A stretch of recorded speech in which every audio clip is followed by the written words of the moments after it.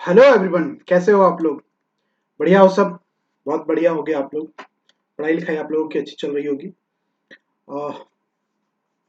Micro economics करते हैं फटाफट कंप्लीट। ठीक है। अ, उसके बाद जो भी पार्ट रह जाएगा वो हम लोग कर लेंगे। तो माइक्रो इकोनॉमिक्स में कंज्यूमर बिहेवियर में हम लोगों का सिर्फ रिवीजन थ्योरी जो है वो रह चुका है।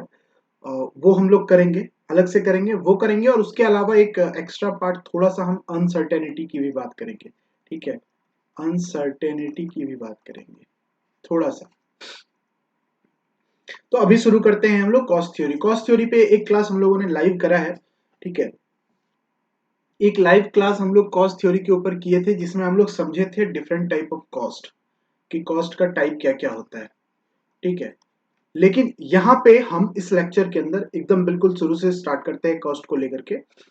और क्या बोलते हैं, खत्म भी करेंगे इसी लेक्चर में। इसी वीडियो में पूरा का पूरा कॉस्ट थ्योरी कंप्लीट होने वाला है आप लोगों का। तो बिल्कुल दिल थाम के बैठ जाइएगा और अच्छे से बैठ जाइएगा, क्योंकि ये जो लागत सिद्धांत है ना, ये माइक्रो इकोनॉमिक्स का बहुत इंपॉर्टेंट सिद्धांत है।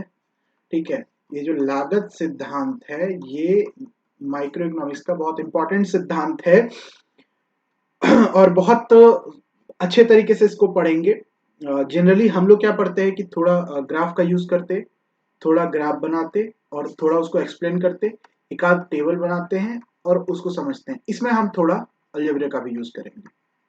ठीक है। थोड़ा अलजेब्रा का यूज करेंगे, क्योंकि अलजेब्रा का यूज अगर नहीं करते हैं तो इसको आप अच्छे तरीके से समझ नहीं पाएंगे। कुछ कुछ जगह पे हम आपको दिखाएंगे कि यहाँ पे अलजेब्रा का यूज कितना जरूरी था, ठीक है, समझने के लिए। तो इसीलिए शुरू करते हैं हम लोग अपना कॉस्ट थ्योरी, लागत सिद्धांत। देखिए, जो प्रोडक्शन थ्योरी हम लोग पढ़ चुके हैं, जो हम लोग प्रोडक्शन थ्योरी पढ़ चुके हैं, तो इसका हम लोग बेसिक अजम्पशन क्या देखे थे? Profit maximisation. कोई भी फर्म, कोई भी बिजनेस, कोई भी कंपनी क्या चाहेगी? अपने लाभ को ज्यादा से ज्यादा कर सके, अपने प्रॉफिट को मैक्सिमाइज कर सके। ठीक है। तो the basic assumption of production theory is that managers of firms maximise profit. Profit को वो मैक्सिमाइज करना चाहते हैं। अब देखिए, जो अर्थशास्त्री जो होते हैं ना, जो इकोनॉमिस्ट होते हैं, जो इकोनॉमिस्ट होते हैं, या जो इकोनॉमिस्ट थे, या जो इकोनॉमिस्ट हैं, या जिन्होंने इस सिद्धांत को बनाया, वो डायरेक्टली प्रॉफिट मैक्सिमाइजेशन पे ना जाकर के उसके दो स्टेज के डिसीजन पे काम करते हैं। एक टू स्टेज डिसीजन के ऊपर काम करते हैं कि प्रॉफिट मैक्सिमाइजेशन को लेकर के जो डिसीजंस लिया जाता है फर्म के द्वारा, जो भी कंपनियां, जो भी फर्म है, वो प्रॉफिट मैक्सिमाइजेशन करने के लिए जो दो तरह का डिसीजन लेती है, पहले फर्म, कोई भी इकोनॉमिस्ट उसी के ऊपर बात करते हैं और उसी का स्टडी करते हैं और उसी प्रोसेस को दिखाते हैं। तो हम लोग भी पहले वही दो स्टेज डिसीजन जो है वो हम लोग देखते हैं। ठीक है। एक पहला, सबसे पहली बात है कि वो लोग कॉस्ट मिनिमाइजेशन, ठीक है, कॉस्ट मिनिमाइजेशन को देखते हैं। और वो एक, ये कॉस्ट मिनिमाइजेशन को देखते हुए ये देखते हैं कि प्रॉफिट तो मैक्सिमाइजेशन करना सबका सिद्धांत है ही, सब चाहता है कि प्रॉफिट मैक्सिमाइज हो। लेकिन प्रॉफिट मैक्सिमाइजेशन के लिए जो, मतलब जो डिसीजन लिया जाता है कि कैसे लाभ को ज्यादा से ज्यादा बढ़ाया जा सके, उसमें पहला डिसीजन है ये, खर्च जो है पहले कम से कम होना चाहिए। ठीक है। खर्च जो है वो कम से कम होना चाहिए, तो कॉस्ट मिनिमाइजेशन होना चाहिए। और इस कॉस्ट मिनिमाइजेशन का वो लोग स्टडी करते हैं इकोनॉमिस्ट, और क्या करते हैं, एक कॉस्ट फंक्शन का डेरिवेशन करते हैं। देखिए, अब पूरा थ्योरी हम लोग को यही देखना है इस पूरे वीडियो में ही। तो यहाँ पे सिर्फ हम आपको क्या कर रहे हैं, इंट्रोडक्शन दे रहे हैं, एक ब्रीफ इंट्रोडक्शन दे रहे हैं। ठीक है। अब ये कॉस्ट फंक्शन क्या डिस्क्राइब करता है? तो कॉस्ट फंक्शन यह डिस्क्राइब करता है कि मिनिमम कॉस्ट से कैसे प्रोडक्शन किया जा सकता है। ये कॉस्ट फंक्शन क्या दिखाता है कि कॉस्ट मिनिमाइजेशन कैसे किया जा सकता है, मिनिमम कॉस्ट के साथ प्रोडक्शन कैसे किया जा सकता है, यही चीज कॉस्ट फंक्शन के अंतर्गत दिखाया जाता है। ठीक है। क्यों क्यों ये चीज होता है, तो समझिए। जो कॉस्ट है, कॉस्ट किसका निर्धारण करता है? कॉस्ट सप्लाई का निर्धारण करता है। सप्लाई किस चीज का निर्धारण करता है? प्राइस का निर्धारण करता है। अब अगर हमें यह देखना है कि प्राइस को का डिटरमिनेशन कैसे होगा, तो हमें यह देखना होगा कि ये जो कॉस्ट है वो कितना है। अगर हमें किसी एक मान के चलिए कि ये गिटार है,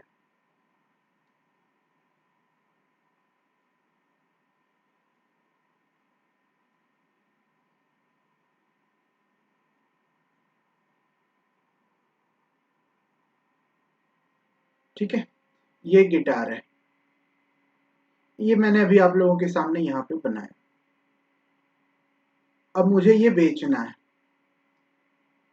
ये मुझे बेचना है,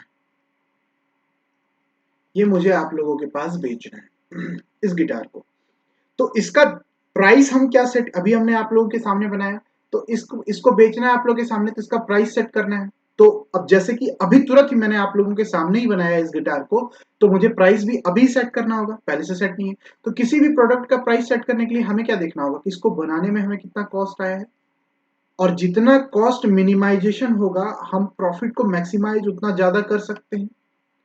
तो इसीलिए कॉस्ट मिनिमाइजेशन का सिद्धांत इकोनॉमिस्ट सबसे पहले इसी डिसीजन के बारे में बात करते हैं, और फिर ये अज्यूम कर लेते हैं कि कोई भी फर्म कभी भी कॉस्ट मिनिमाइजेशन मेथड का ही उपयोग करता है।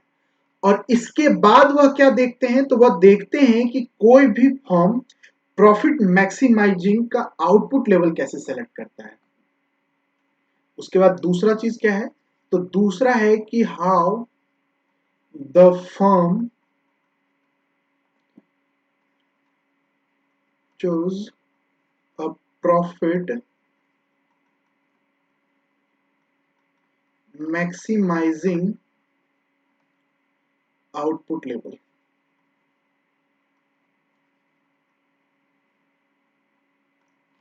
किस लेवल पे प्रॉफिट मैक्सिमाइजेशन हो, कितना प्रोडक्ट बेचेगा, कितना कितना गिटार हम बेचेंगे कि मेरा प्रॉफिट मैक्सिमाइज हो सकता है।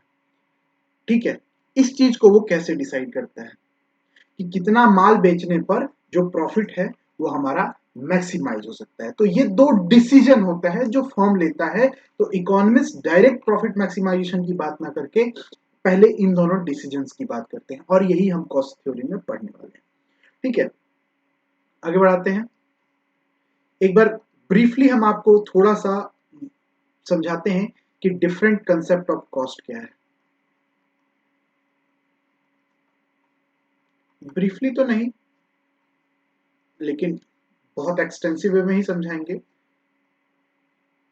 लेकिन सिर्फ इंपॉर्टेंट पार्ट। ठीक है देखिए, कॉस्ट को जैसे एक होता है, जब हम लाइव क्लास ले रहे थे तो आप में से ही किसी एक ने कहा था कि जो अकाउंट्स होता है, जो कॉमर्स के स्टूडेंट होते हैं या जो अकाउंट्स का काम करते हैं या जो अकाउंटेंट होते हैं, उनकी नजर में कॉस्ट और एक अर्थशास्त्री की नजर में कॉस्ट दोनों अलग अलग होता है। ठीक है, अकाउंट जो होता है, जो अकाउंटेंट होते हैं, जो अकाउंट्स है, इसके नजर में कॉस्ट का मतलब क्या होता है कि cost is equal to actual expenses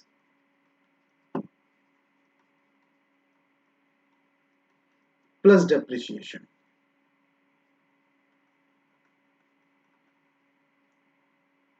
ठीक है, जितना खर्चा हुआ है और जितना हमारा मशीन का नट बोल्ट खराब हुआ है वो हम बदले हैं, तो मतलब जितना टोटल एक्चुअल एक्सपेंसेस हुआ है वही हमारा कॉस्ट है। मतलब उस गिटार को बनाने में, इस गिटार को बनाने में जो हमारा एक्चुअल खर्च हुआ है, और इस गिटार को बनाते बनाते जो हमारे मशीन में जो प्रॉब्लम्स आया है उसको ठीक करने में जो हमारा खर्च आया है, यही दो कॉस्ट हमारा अकाउंट में जोड़ा जाता है।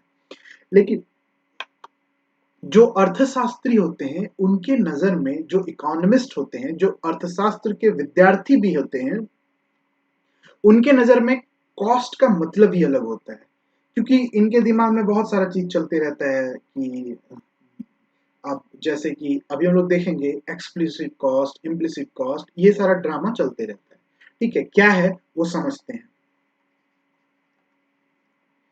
तो जो इकोनॉमिस्ट होते हैं, जो इकोनॉमिस्ट होते हैं, जो अर्थशास्त्री होते हैं या जो अर्थशास्त्र के विद्यार्थी होते हैं, उनके नजर में जो कॉस्ट होता है ना, तो cost is equal to explicit cost plus implicit cost. इसको हम हिंदी में कहते हैं स्पष्ट लागत,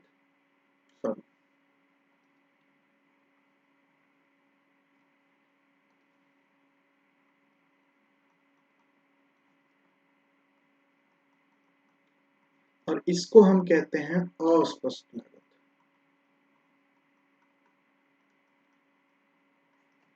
ठीक है, समझते हैं ये क्या होता है। अर्थशास्त्री के नजर में क्या होता है, तो cost is equal to explicit cost plus implicit cost. ये एक्सप्लिसिट कॉस्ट क्या होता है, इसको हम लोग कहते हैं एक्चुअल एक्सपेंसेस, जो अकाउंटेंट्स लोग कैलकुलेट करते हैं। एक्चुअल एक्सपेंसेस जैसे जो हम अगर लेबर को हायर किए हैं तो उसके लिए जो हम वेज देते हैं, अगर हमने किसी से लैंड लिया है तो उसको हम रेंट देते हैं। ठीक है, और एक्सपेंडिचर ऑन रॉ मटेरियल।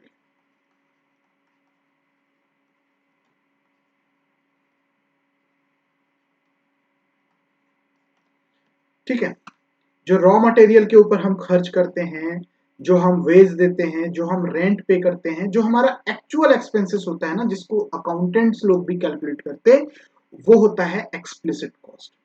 इसके अलावा अकाउंटेंट सिर्फ इसी की बात करते हैं, इसके अलावा इम्प्लिसिट कॉस्ट जो इकोनॉमिस्ट बात करते हैं, ये इम्प्लिसिट कॉस्ट क्या होता है कि ऐसे ऐसे सामान का वैल्यू, ऐसे सामान का वैल्यू जो सामान उस कंपनी के ओनर का खुद हो और उसने उसका प्रोडक्शन में उपयोग किया हो। ठीक है, ठीक है, the value of the inputs on and used by the firm in production process. ठीक है, जैसे एग्जांपल के रूप में हम आपको बताते हैं। एग्जांपल जैसे खुद का घर।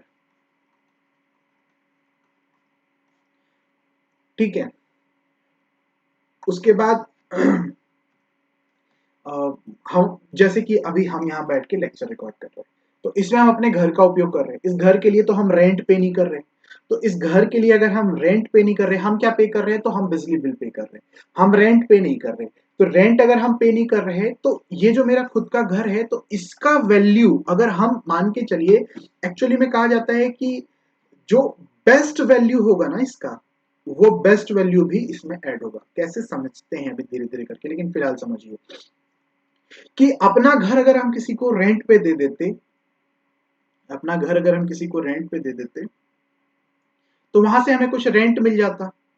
तो अगर हम उसको रेंट पे ना देकर उसको अपने प्रोडक्शन प्रोसेस में उपयोग कर रहे हैं अपने घर का, तो वो जो रेंट हमको जो बेस्ट रेंट मिलता, बेस्ट रेंट का मतलब ये है कि एक आदमी है, ठीक है, ये हमको मेरे घर का रेंट देता 4K पर मंथ। एक और आदमी है, ये मेरे घर का रेंट देता 5K पर मंथ। एक और आदमी है जो मेरे घर का रेंट देता 6K पर मंथ। तो ये बेस्ट अल्टरनेटिव है।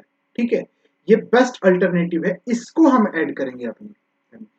सिंपल सा समझिए, दो दोस्त हैं, दो दोस्त मिलकर के एक कंपनी की शुरुआत करना चाहते हैं, एकदम बच्चा, हम मतलब आपको 6, 7, 8 ईयर्स के बच्चे के बारे में बात कर रहे हैं। दो लोग हैं, दो मिलकर के मेला में एक दुकान लगाना चाहते हैं। ठीक है, और वो लोग डिसाइड करते हैं कि ये ऐसे ऐसे करते हैं, एक काम करते हैं, ये बनाते हैं, वो बनाते हैं, ऐसे करते हैं। तो वो कहता है कि एक काम करते हैं, हम अपना ये जो है अपना एक सामान कुछ लेकर के जाते हैं। तो वो कहता है कि देखो, हम अगर ये सामान लेकर के जा रहे हैं और अपने दुकान में इस सामान का उपयोग करेंगे, तो इसके लिए हम जो है वो ये देखिए, ये एक हम टेबल लेके जा रहे हैं जिसपे हम सामान रख के बेचते।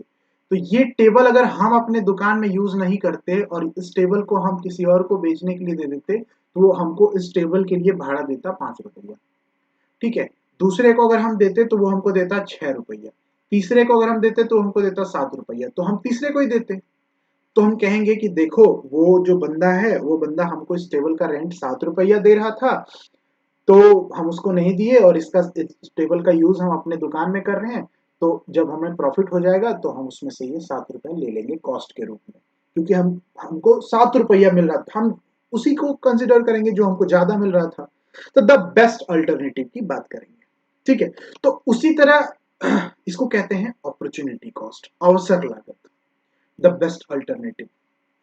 उसी तरह अगर हम खुद भी उसमें काम कर रहे, तो मेरा खुद का एम्प्लॉयमेंट, हम किसी और कंपनी में जाके अभी काम करते, तो हमको क्या होता, अभी हम जो ये काम कर रहे हैं, एक मान के चलिए हम कोई बिजनेस शुरू कर रहे हैं, उस बिजनेस के अंतर्गत हम अगर काम कर रहे हैं तो मेरा मेरा जो होता, हम किसी कंपनी में और जाके काम करते तो वहां हमें मजदूरी या हमें सैलरी मिलती, तो वो सैलरी या वो मजदूरी हम छोड़ के बैठे हुए हैं। तो अगर हम वो सैलरी और वो मजदूरी हम छोड़ के बैठे हैं तो वो भी मेरा यहाँ पे कॉस्ट ही है। इस काम के लिए हम मेरा एक कॉस्ट ऑफ प्रोडक्शन ही जा रहा है। उसमें भी बेस्ट अल्टरनेटिव मान के चलिए कि कंपनी ए के अंतर्गत हमें मिलता 50,000 रुपया पर मंथ, कंपनी बी के अंतर्गत मिलता 60K पर मंथ, और कंपनी सी के अंतर्गत हमें मिलता 70K पर मंथ। तो हम इसको बेस्ट अल्टरनेटिव की बात करेंगे तो ये भी हमारा कॉस्ट ऑफ प्रोडक्शन है। तो इसीलिए इसको कहते हैं स्पष्ट लागत, जो लागत हमें दिखता है, और इसको हम कहते हैं अस्पष्ट लागत। ठीक है, जो इम्प्लिसिट होता है, जो उसके अंदर ही निहित होता है। ठीक है, तो implicit cost is nothing but the opportunity cost. Opportunity cost का मतलब क्या, कि द बेस्ट अल्टरनेटिव जो अवेलेबल है किसी भी एक वस्तु के लिए जिसका हम उपयोग कर रहे हैं। समझ गए ना इम्प्लिसिट कॉस्ट और एक्सप्लिसिट कॉस्ट क्या होता है? नहीं समझे हो तो जरूर बताइएगा। एक्सप्लिसिट कॉस्ट का मतलब वो जो खर्चा एक्चुअल में हो रहा है, और इम्प्लिसिट कॉस्ट का मतलब वो जो, अगर मेरी कंपनी है तो ऐसे वस्तु, ऐसा सामान जो जो जिसका मालिक भी हम हैं और उसका प्रोडक्शन प्रोसेस में यूज कर रहे हैं, तो उस सामान का जो बेस्ट अल्टरनेटिव रेंट या वेज या सैलरी हो सकता था, वो भी हमारा कॉस्ट ही होगा। ठीक है, एक्सप्लिसिट और इम्प्लिसिट कॉस्ट जो है वो क्लियर हो गया होगा। अब आइडेंटिफाई कैसे करेंगे?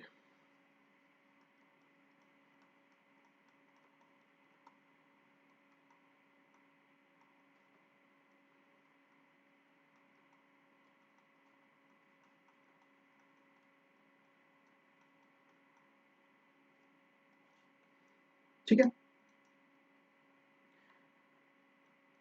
तो देखिए, अर्थशास्त्री जो होते हैं, जो इकोनॉमिस्ट होते हैं, या जो अर्थशास्त्र के विद्यार्थी होते हैं, वो इस चीज की स्टडी करने में इंटरेस्टेड होते हैं कि कोई भी फर्म जो होता है वो प्रोडक्शन कैसे करता है और उसका प्राइस डिसीजन कैसे लेता है। तो economist are interested in studying how firms make production and price decision. इसीलिए ये एक्सप्लिसिट और इम्प्लिसिट दोनों कॉस्ट की बात करते हैं। ठीक है, क्योंकि अब हम यहाँ बैठ के काम कर रहे हैं अपनी कंपनी के लिए, तो हम भी अपना मेहनताना तो जोड़ेंगे ही ना।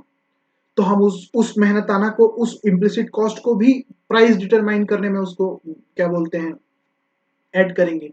तो इसीलिए अर्थशास्त्री जो होते हैं वो एक्सप्लिसिट और इम्प्लिसिट दोनों कॉस्ट की बात करते हैं। एक, अगर हम बैठ करके यहाँ पे एक गिटार बना रहे हैं, तो अगर हम गिटार बना रहे हैं तो हमको जो उसके लिए वुड चाहिए, हमें जो उसके लिए स्ट्रिंग्स चाहिए, हमें जो उसके लिए क्या कहते हैं, और जो इक्विपमेंट्स चाहिए, वो सारा सामान, उस पे जो हमारा खर्च हुआ, वो हमने उसको बनाने में मशीन का यूज किया, मशीन के लिए हमने जो है वो बिजली बिल वगैरह पे किया। मशीन मेरा अपना है और हम खुद के लिए काम कर रहे हैं। ठीक है, तो जो मेरा मशीन है, वो जो उपयोग हुआ है प्रोडक्शन प्रोसेस में, तो उस मशीन का बेस्ट अल्टरनेटिव खर्च और इनकम उससे जो हम कमा सकते थे, और मेरा जो बेस्ट अल्टरनेटिव इनकम होगा, इन दोनों को भी हम उस गिटार के दाम को सेट करने में जो है वो सेट करेंगे, प्राइस सेट करने में उस चीज को भी इंपॉर्टेंस देंगे, और उस चीज को भी जोड़ेंगे अपने कॉस्ट में हम, कि जो हमारा आपका जाकर के जो गिटार बना है उसमें मेरा मजदूरी इतना और मेरे मशीन का रेंट इतना।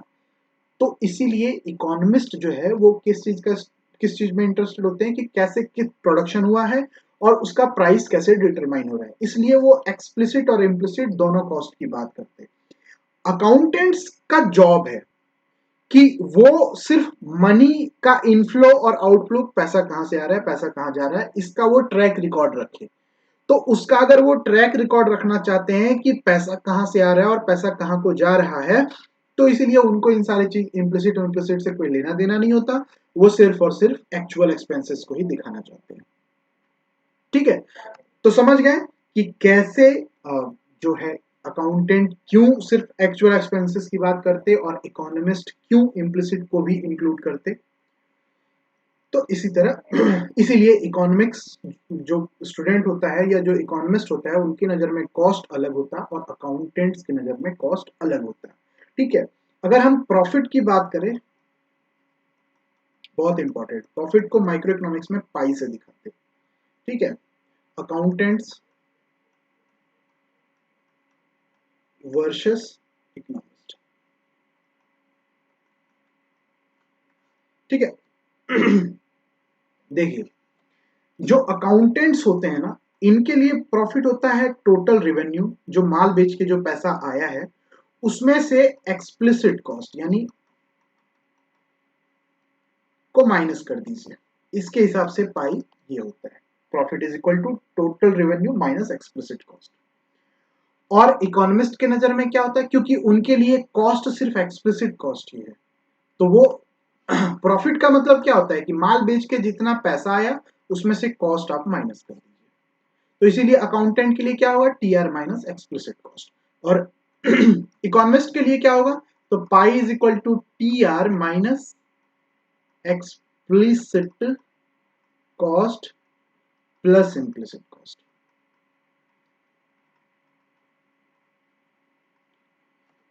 समझ गए, ये होगा। इसका ये मतलब है, यहां से हम साफ साफ इस बात को कह सकते हैं कि जो अकाउंटेंट्स का प्रॉफिट होगा ना, जो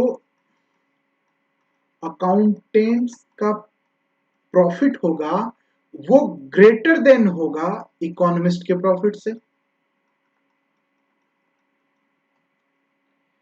इकोनॉमिस्ट का जो प्रॉफिट होगा, क्योंकि इकोनॉमिस्ट तो उसमें इम्प्लिसिट कॉस्ट भी इंक्लूड कर रहे हैं, और अकाउंटेंट के हिसाब से सिर्फ टीआर और एक्सप्लिसिट कॉस्ट था। तो अगर मान के चलिए टोटल रेवेन्यू हमारा 100 का हुआ, इम्प्लिसिट कॉस्ट हमारा जो है वो 30 रुपए है, और एक्सप्लिसिट कॉस्ट और इम्प्लिसिट कॉस्ट हमारा 20 रुपए है, तो अकाउंटेंट्स के हिसाब से प्रॉफिट कितना हुआ, 100 माइनस 30 इज इक्वल टू 70। और इकोनॉमिस्ट के हिसाब से कितना प्रॉफिट हुआ, 100 माइनस 30 20 50 यानी कि 50 रुपए। तो ये 70 ज्यादा है ना, तो अकाउंटेंट की नजर में प्रॉफिट इकोनॉमिस्ट की नजर में प्रॉफिट से ज्यादा होता है। और सिमिलरली जो अकाउंटेंट होते हैं इनका जो कॉस्ट होता है वो लेस देन इकोनॉमिस्ट का कॉस्ट होगा, क्योंकि ये इम्प्लिसिट यानी 20 रुपए को भी ऐड कर रहे हैं। तो ये होता है आइडेंटिफिकेशन इन दोनों के बीच का प्रॉब्लम। एक और चीज समझते हैं आगे। अभी हम सिर्फ कॉस्ट की बेसिक बात कर रहे हैं, कॉस्ट थ्योरी पे अभी घुसे भी नहीं है। ये जो इम्प्लिसिट कॉस्ट है ना, ये जो इम्प्लिसिट कॉस्ट है इसको हम नॉर्मल प्रॉफिट भी कहते हैं।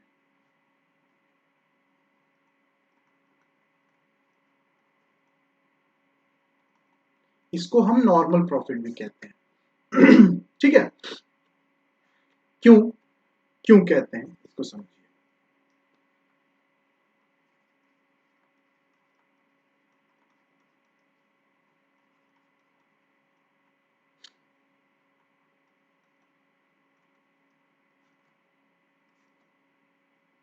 एक बॉक्स लेते हैं, ये बॉक्स क्या रिप्रेजेंट कर रहा है, तो टोटल रेवेन्यू एक्सपेंडिचर कर रहा है कि माल को बेचने के बाद कितना पैसा है।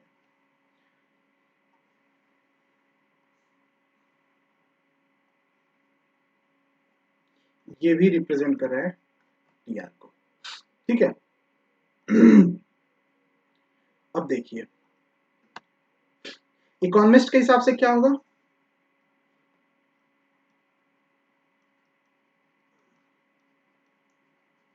इकोनॉमिक प्रॉफिट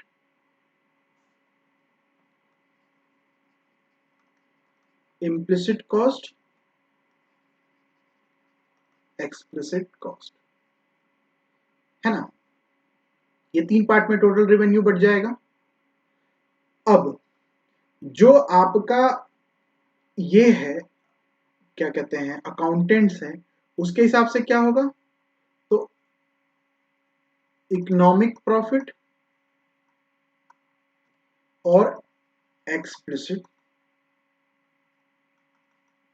कॉस्ट, ये होगा इनके नजर में, अकाउंटेंट की नजर में। अब एक चीज आप समझिए कि ये जो इम्प्लिसिट कॉस्ट वाला पार्ट है, ये जो इम्प्लिसिट कॉस्ट वाला पार्ट है, ये पार्ट यहां पे एज अ नॉर्मल प्रॉफिट काम कर रहा है। इसके बाद का जो प्रॉफिट है ये इकोनॉमिक प्रॉफिट है। समझ गए? तो ये इसीलिए ये जो इम्प्लिसिट कॉस्ट होता है इसको हम नॉर्मल प्रॉफिट कहते हैं, क्योंकि ये इम्प्लिसिट कॉस्ट जो इकोनॉमिस्ट के लिए कॉस्ट है वो अकाउंटेंट के लिए क्या है, तो प्रॉफिट है। समझ गए? इसीलिए ये इम्प्लिसिट कॉस्ट को नॉर्मल प्रॉफिट भी कहा जाता है। ठीक है। एक चीज यहाँ पे ध्यान दीजिए कि ये जो आपका अकाउंटेंट है ना, इसके प्रॉफिट को ना इकोनॉमिक प्रॉफिट नहीं, इसके प्रॉफिट को अकाउंटिंग प्रॉफिट कहते हैं।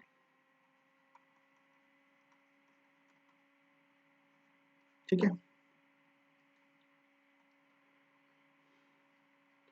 तो यहाँ आप एक इक्वेशन के थ्रू देख सकते हैं कि जो प्रॉफिट है इकोनॉमिस्ट के लिए, इसको हम क्या कह रहे हैं, इकोनॉमिक प्रॉफिट। ठीक है। और जो प्रॉफिट है अकाउंटेंट के लिए, इसको हम क्या कह रहे हैं, अकाउंटिंग प्रॉफिट। ठीक है। और अकाउंटिंग प्रॉफिट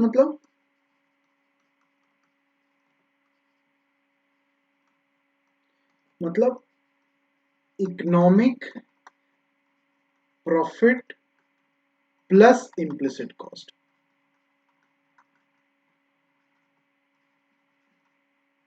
समझ गए? इसीलिए अकाउंटिंग प्रॉफिट का मतलब क्या होता है, economic profit plus implicit cost. तो ये इम्प्लिसिट कॉस्ट क्या है, नॉर्मल प्रॉफिट।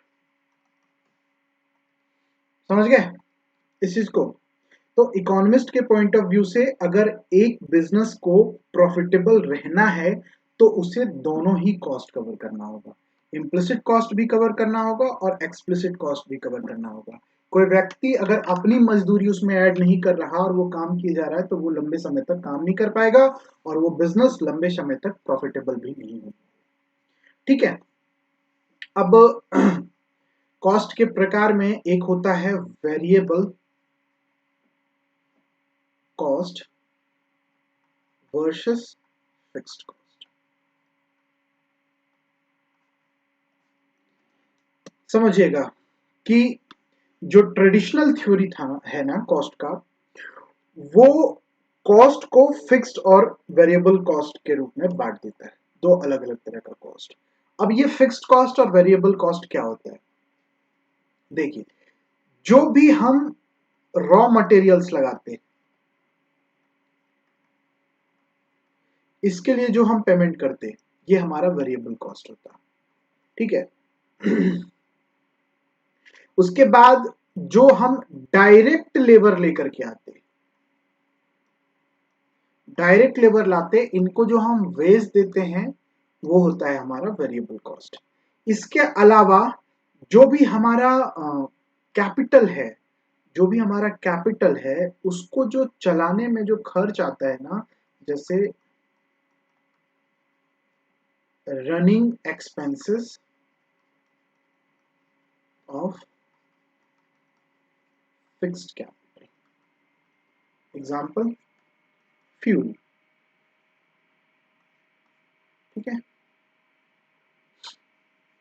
और फिक्स्ड कॉस्ट क्या होता, जो जैसे यहां पे हमारा डायरेक्ट लेबर था, तो जो हमारा सैलरीज होता है ऑफ एडमिनिस्ट्रेटिव स्टाफ, जो हम सैलरी पेमेंट करते हैं, क्योंकि वो लोग तो हमेशा काम करते हैं मेरे फर्म में, तो वो एक तरह से फिक्स्ड कॉस्ट है, वो बदलने वाला नहीं।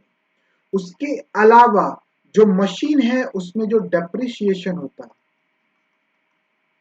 वो भी हमारा क्या कहते हैं, फिक्स्ड कॉस्ट होते हैं। उसके अलावा अगर हम मशीन खरीदते हैं, एक्सपेंसेस फॉर बिल्डिंग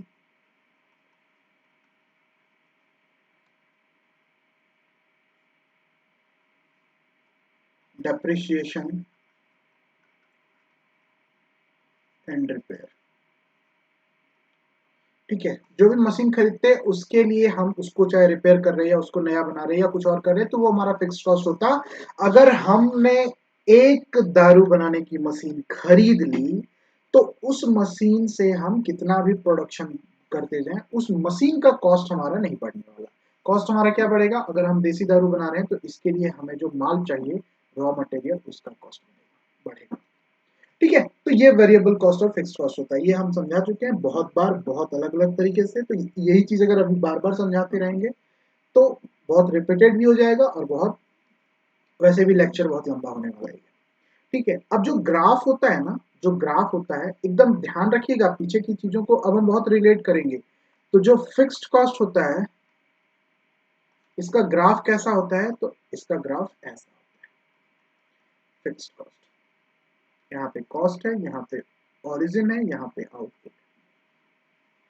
मतलब अगर हम क्यूब का प्रोडक्शन कर रहे तो भी हमारा यही खर्च पड़ रहा, अगर हम Q1 का प्रोडक्शन कर रहे तो भी हमारा यही खर्च पड़ रहा, अगर हम Q2 का प्रोडक्शन कर रहे तभी हमारा यही खर्च पड़ रहा। ठीक है, और जो वेरिएबल कॉस्ट होता, ये जो वेरिएबल कॉस्ट होता है ना, तो इसका जो शेप होता है वो आपको पता है कि लॉ ऑफ वेरिएबल प्रोपोर्शन की वजह से इसका शेप जो होता वो कुल मिलाकर के एस शेप का होता है। क्यों एस शेप का होता है ये आपको पता है, क्योंकि आपने लॉ ऑफ वेरिएबल प्रोपोर्शन पढ़ा है बहुत अच्छे तरीके से। मैकेनिज्म होते हैं increasing returns, decreasing returns, constant returns की वजह से ये ऐसा होता है। ठीक है, कैसा होता है, तो ऑलमोस्ट एस शेप का होता है। आगे अभी जैसे फर्दर हम बढ़ेंगे ये एस शेप हमारा और बढ़िया होता चला जाएगा। ठीक है, तो ये वेरिएबल कॉस्ट हमारा ऐसा होता है, फिक्स कॉस्ट ऐसा होता है। अब हम आगे बात करते हैं कॉस्ट फंक्शन की।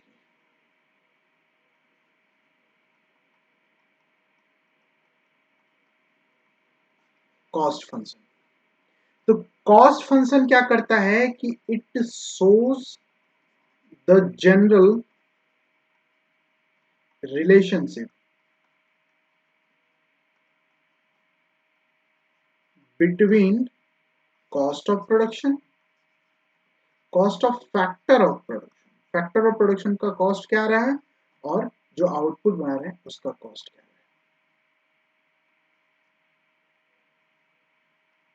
ये आउटपुट और फैक्टर ऑफ प्रोडक्शन के बीच का रिश्ता दिखाता है। ठीक है, अब एक चीज आप ध्यान रखिए कि जो प्रोडक्शन फंक्शन था हमारा, जो हमारा प्रोडक्शन फंक्शन था, क्या था प्रोडक्शन फंक्शन, तो Q is equal to function of capital and labour, यही था हमारा प्रोडक्शन फंक्शन, तो हमारा यही था ना। इसी का आगे हम यूज करेंगे। तो जो कॉस्ट ऑफ फंक्शन होगा ना, ये इसको हम प्रोडक्शन फंक्शन से डिराइव कर सकते हैं। बस हमें क्या करना है, कॉस्ट की बात आ रही है तो हमें उसको प्राइस से मल्टीप्लाई कर देना है। जैसे जैसे जैसे एक सिंपल सी बात करते हैं, TC, total cost, total cost is function of P1 F1। F1 क्या है, तो कोई एक फैक्टर ऑफ प्रोडक्शन है। यहाँ पे हमने दो फैक्टर ऑफ प्रोडक्शन लिया था, कैपिटल और लेबर। यहाँ पे F1 लिया क्योंकि नाम नहीं दे रहे। अब P2 F2 ये दूसरा फैक्टर ऑफ प्रोडक्शन है और दूसरे फैक्टर ऑफ प्रोडक्शन का प्राइस। ठीक है, इसी तरह चलता रहेगा और कहां तक जाएगा, Pn Fn। सॉरी, फंक्शन अगर हम लिखे तो बीच में प्लस का सिंबल देने की जरूरत नहीं है, कॉमा से काम चलेगा। ठीक है,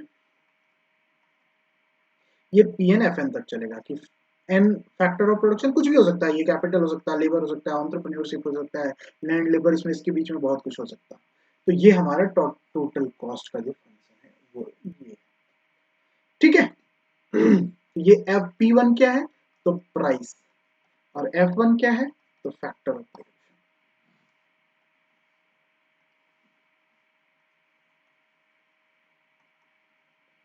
बिहेवियर ऑफ कॉस्ट, अब चलेगा थोड़ा लंबा खेल। अब हम लोग बेसिक बात कर लिए जितना भी बात करना था हम लोगों को, तो अब थोड़ा खेला जो है उसको हम लोग करते हैं थोड़ा।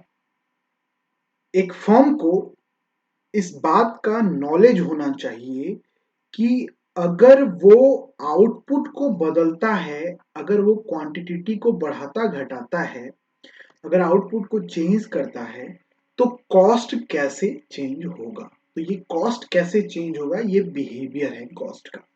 ठीक है, ये कॉस्ट कैसे चेंज होगा ना, ये डिपेंड करता है किस चीज पे डिपेंड करता है, कि जो हमारा जो फैक्टर ऑफ प्रोडक्शन है ना, उसको जो हमने प्राइसेस दिया है, prices of prices paid for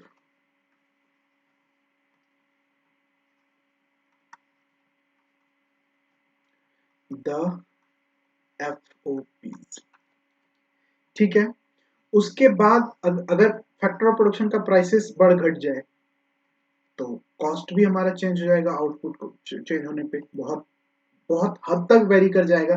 कैसे वेरी करेगा वो जानते हैं, समझते हैं, आगे समझेंगे और धीरे धीरे समझेंगे कि ठीक है कि the efficiency of management,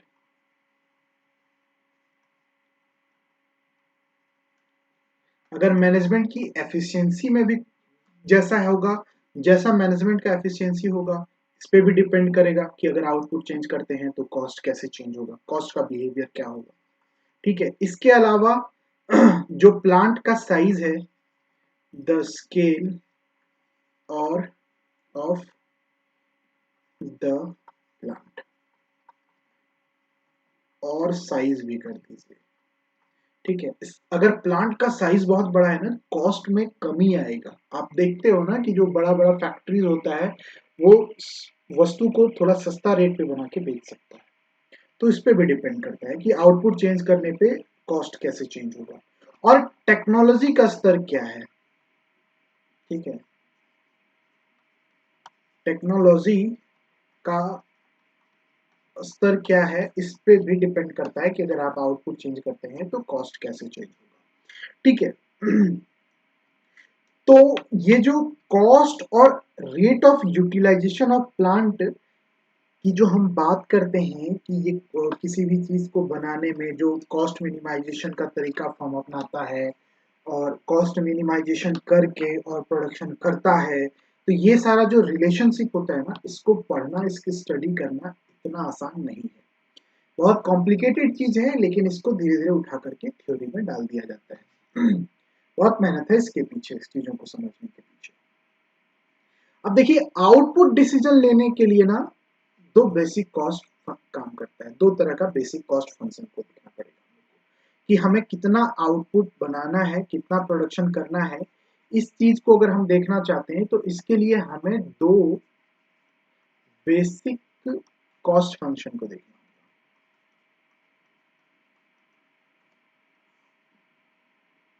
simple भाषा में कहे तो कॉस्ट फंक्शन दो तरह का होता है, ठीक है।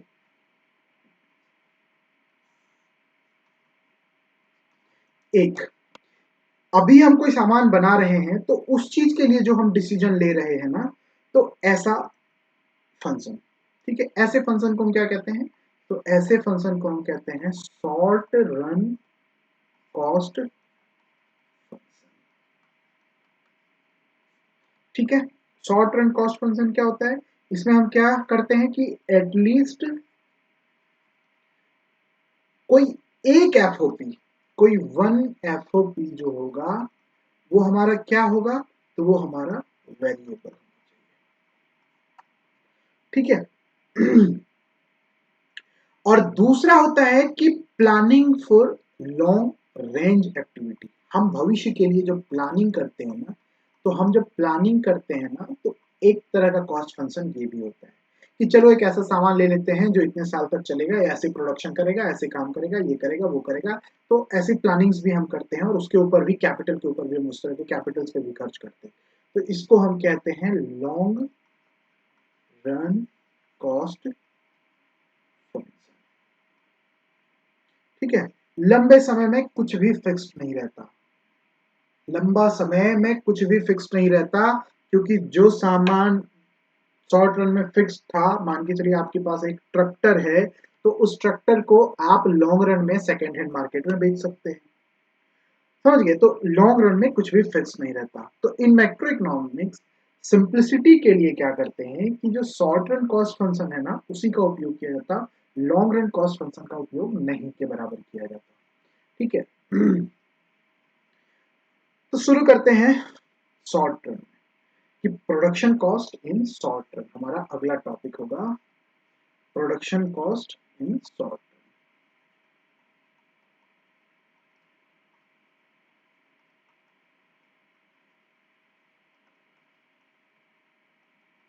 अल्पकाल में हमारा जो लागत है उत्पादन लागत होगा। तो हम क्या क्या बात किए थे कि कॉस्ट फंक्शन को प्रोडक्शन फंक्शन के साथ प्राइस को मल्टीप्लाई करके हम एक फंक्शन बना सकते हैं। तो क्या था वहां पे हमने सिंपल जनरल फॉर्मूला लिया था, यहाँ पे हमने दो फैक्टर ऑफ प्रोडक्शन ले लिया है, कैपिटल और लेबर। अब इसको अगर हम बात करें, इसको अगर हम कॉस्ट फंक्शन में कन्वर्ट करना चाहे तो आपको पता है कि कैपिटल के लिए जो भी पेमेंट हम पे करते उसको हम कहते हैं आर, और लेबर को जो हम पेमेंट करते उसको हम कहते हैं डब्ल्यू। इसका प्राइस जो होगा ये होगा।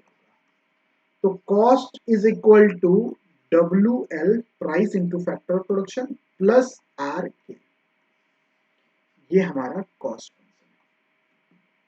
ठीक है, देखिए क्या था P1 F1, तो यहाँ पे P1 क्या हो जाएगा W और F1 क्या हो जाएगा L। फिर P2 F2, P2 क्या हो जाएगा R और F2 क्या हो जाएगा K। R से हम कैपिटल के लिए जो भी पेमेंट करते उसको हम R से रिप्रेजेंट करते, और लेबर को जो हम पेमेंट देते हैं वेज देते हैं उसको हम W से रिप्रेजेंट करते हैं। ठीक है अब शॉर्ट रन में क्या होता है कि जो कैपिटल होता है ये कांस्टेंट होता है। ठीक है, कैपिटल को हम कांस्टेंट मानते हैं शॉर्ट रन में। तो अगर हमें Q1 का प्रोडक्शन करना है, अगर हम अ, इसी इस प्रोडक्शन फंक्शन की बात करें, ये हमारा, अगर हम यहाँ पे एक सेकंड यहीं पे बना देते हैं ग्राफ। अगर ये हमारा जो होगा वो, अगर हमारा ये हमारा वो है प्रोडक्शन फंक्शन, तो अगर हम यहाँ पे प्रोडक्शन, हमें Q1 का प्रोडक्शन अगर हमें करना है तो इसके लिए हमें क्या L1 देना होगा। अगर हमें कैपिटल हमारा कांस्टेंट है तो हमें सिर्फ क्या, हमें सिर्फ लेबर को वेरी करना होगा प्रोडक्शन को बढ़ाने के लिए। सिंपल सी बात है ना कि अगर हमें कैपिटल पता है तो प्रोडक्शन के लिए हमें क्या, सिर्फ लेबर ही हमारा वेरी करेगा। हम लेबर को एम्प्लॉय करते जाएंगे, हमारा प्रोडक्शन बढ़ते जाएगा, घटते जाएगा। समझ गए? तो अब कॉस्ट फंक्शन जो होता है ना, कॉस्ट फंक्शन में भी हम, कॉस्ट में भी हम तीन तरह से देखेंगे। एक हम देखेंगे टोटल कॉस्ट, दूसरा हम देखेंगे एवरेज कॉस्ट। देखिए जब भी हम एवरेज की बात करें ना, कि जब भी हम एवरेज कॉस्ट की बात करें कि नहीं हमें एवरेज कॉस्ट देखना है, हमें जो है वो मार्जिनल कॉस्ट देखना है, तो इस चीज को हम जब भी बात करें तो इसका मतलब है कि हम पर यूनिट की बात कर रहे हैं। ठीक है, और मार्जिनल की भी बात करें तो हम सिंगल यूनिट की बात कर रहे हैं, लेकिन उस एक्स्ट्रा यूनिट की बात कर रहे हैं जिसको हम बाद में ऐड कर रहे हैं। जैसे सिंपली हम समझाते हैं आपको, ये ग्राफ हम दिखाते हैं,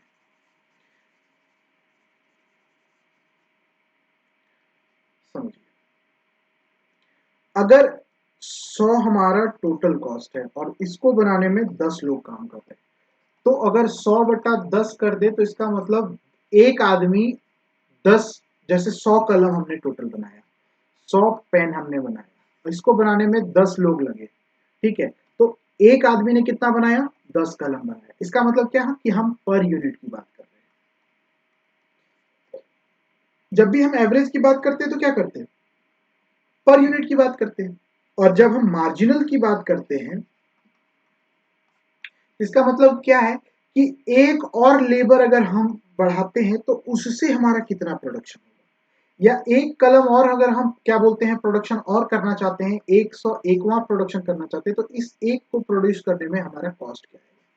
तो वो एक की बात करता है, वो एक्स्ट्रा एक की बात करता, या जो लास्ट वाला बात है मार्जिनल का मतलब क्या होता है, हाशिए वाला बात करता है, वो इंक्रीमेंटल की बात करता है। समझ गए? तो इसी तरह से एक एक करके ये देखते हैं, टोटल कॉस्ट, एवरेज कॉस्ट और मार्जिनल कॉस्ट। तो सबसे पहले हम क्या देखते हैं, सबसे पहले हम देखते हैं शॉर्ट रन टोटल कॉस्ट। ठीक है, अब देखिए जो टोटल कॉस्ट होगा ना शॉर्ट रन का, total cost is equal to total fixed cost, जो भी हमारा फिक्स्ड कॉस्ट लग रहा है, प्लस टोटल वेरिएबल क्योंकि कॉस्ट दो तरह का होता है शॉर्ट रन में, वेरिएबल और फिक्स दोनों। तो इसको हम लोग सिंपली इक्वेशन के फॉर्म में लिखते हैं, T C is equal to T F C plus T V C. इसको और शॉर्ट में भी लिखते हैं, जनरली जब हम मैथमेटिकल इकोनॉमिक्स को पढ़ते हैं तो वहां पे हम एफ सी प्लस वी सी का उपयोग करते हैं। ये हमारा कॉस्ट फंक्शन होगा, ठीक है।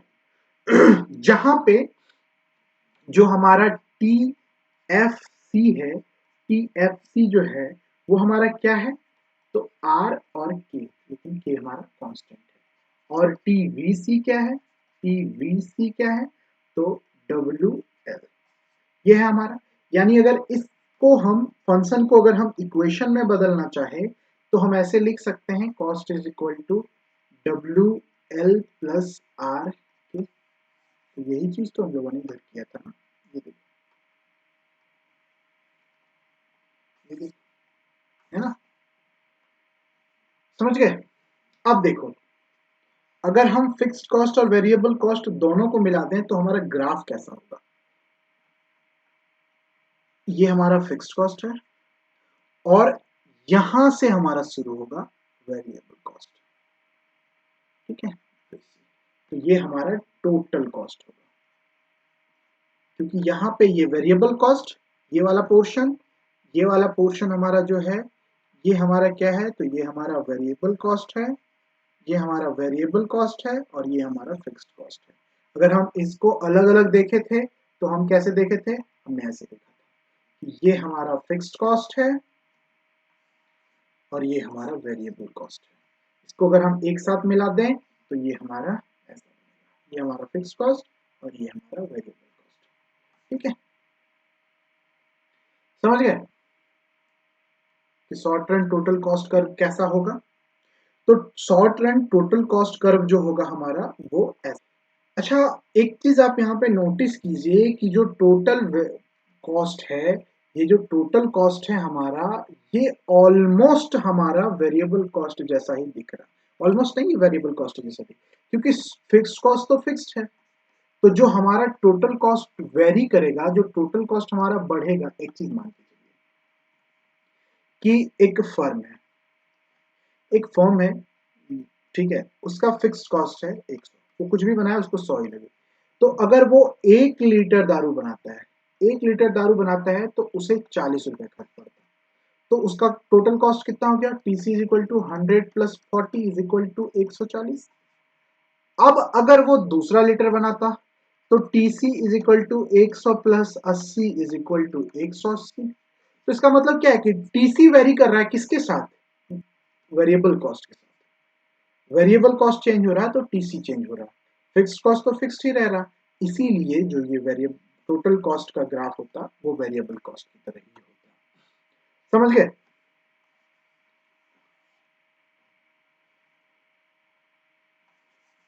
इसको करते हैं इरेज, क्योंकि इस पेज को हम लोग बर्बाद क्यों करेंगे, यहाँ पे बहुत कुछ समझना है हम लोगों को, ठीक है। अब आते हैं सबसे मजेदार, सबसे प्यारा कंसेप्ट में, टोटल कॉस्ट समझ गए, टोटल कॉस्ट कर्व भी समझ गए। अब हम लोग शुरू करते हैं शॉर्ट रन एवरेज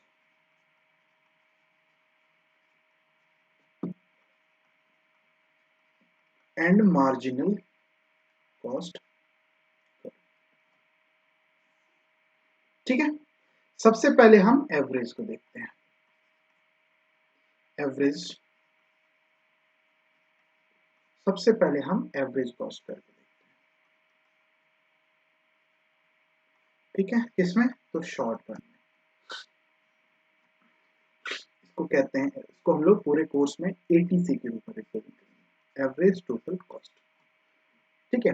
अब आपको पता है कि इसको हम एक वेरिएबल कॉस्ट में टोटल कॉस्ट अभी हम देख रहे हैं, ठीक है। तो ATC is equal to TC by Q per unit. और अगर हम इसको ऐसे भी लिखना चाहें तो लिख सकते हैं ATC is equal to T F C by Q plus T V C by Q. Fixed cost को क्वांटिटी से मल्टीप्लाई कर दीजिए और वेरिएबल कॉस्ट को क्वांटिटी से मल्टीप्लाई कर दीजिए और दोनों को जोड़ दीजिए तो एटीसी आ जाएगा। न्यूमेरिकल एग्जांपल, फिक्स्ड कॉस्ट हमारा 100 था और हमने क्या किया था कि जो है मान के चलिए कि हम लोगों ने फिक्स्ड कॉस्ट हमारा 10 है और हमारा 30 है हमारा वेरिएबल कॉस्ट और हमने क्वांटिटी प्रोड्यूस करा है 5। तो टोटल कॉस्ट हमारा टोटल एवरेज कॉस्ट क्या होगा, एवीसी क्या होगा, फिक्स्ड कॉस्ट 100/5 फिक्स्ड कॉस्ट पे हमारा पर यूनिट और वेरिएबल कॉस्ट पे हमारा पर यूनिट। तो एवीसी इज इक्वल टू कितना 20 प्लस कितना 6 यानी 26। ठीक है, अब उसी तरह अगर सीधा सिंपल सा निकालना चाहें AVC is equal to 130 plus 5 क्योंकि 100 फिक्स और 30 वेरिएबल, इसको जोड़ दें तो ये भी हमारा कुल मिला करके उतना ही होगा 26। समझ गए? तो एटीसी इज इक्वल टू क्या, ATC is equal to AFC plus AVC. अब इनको समझते हैं,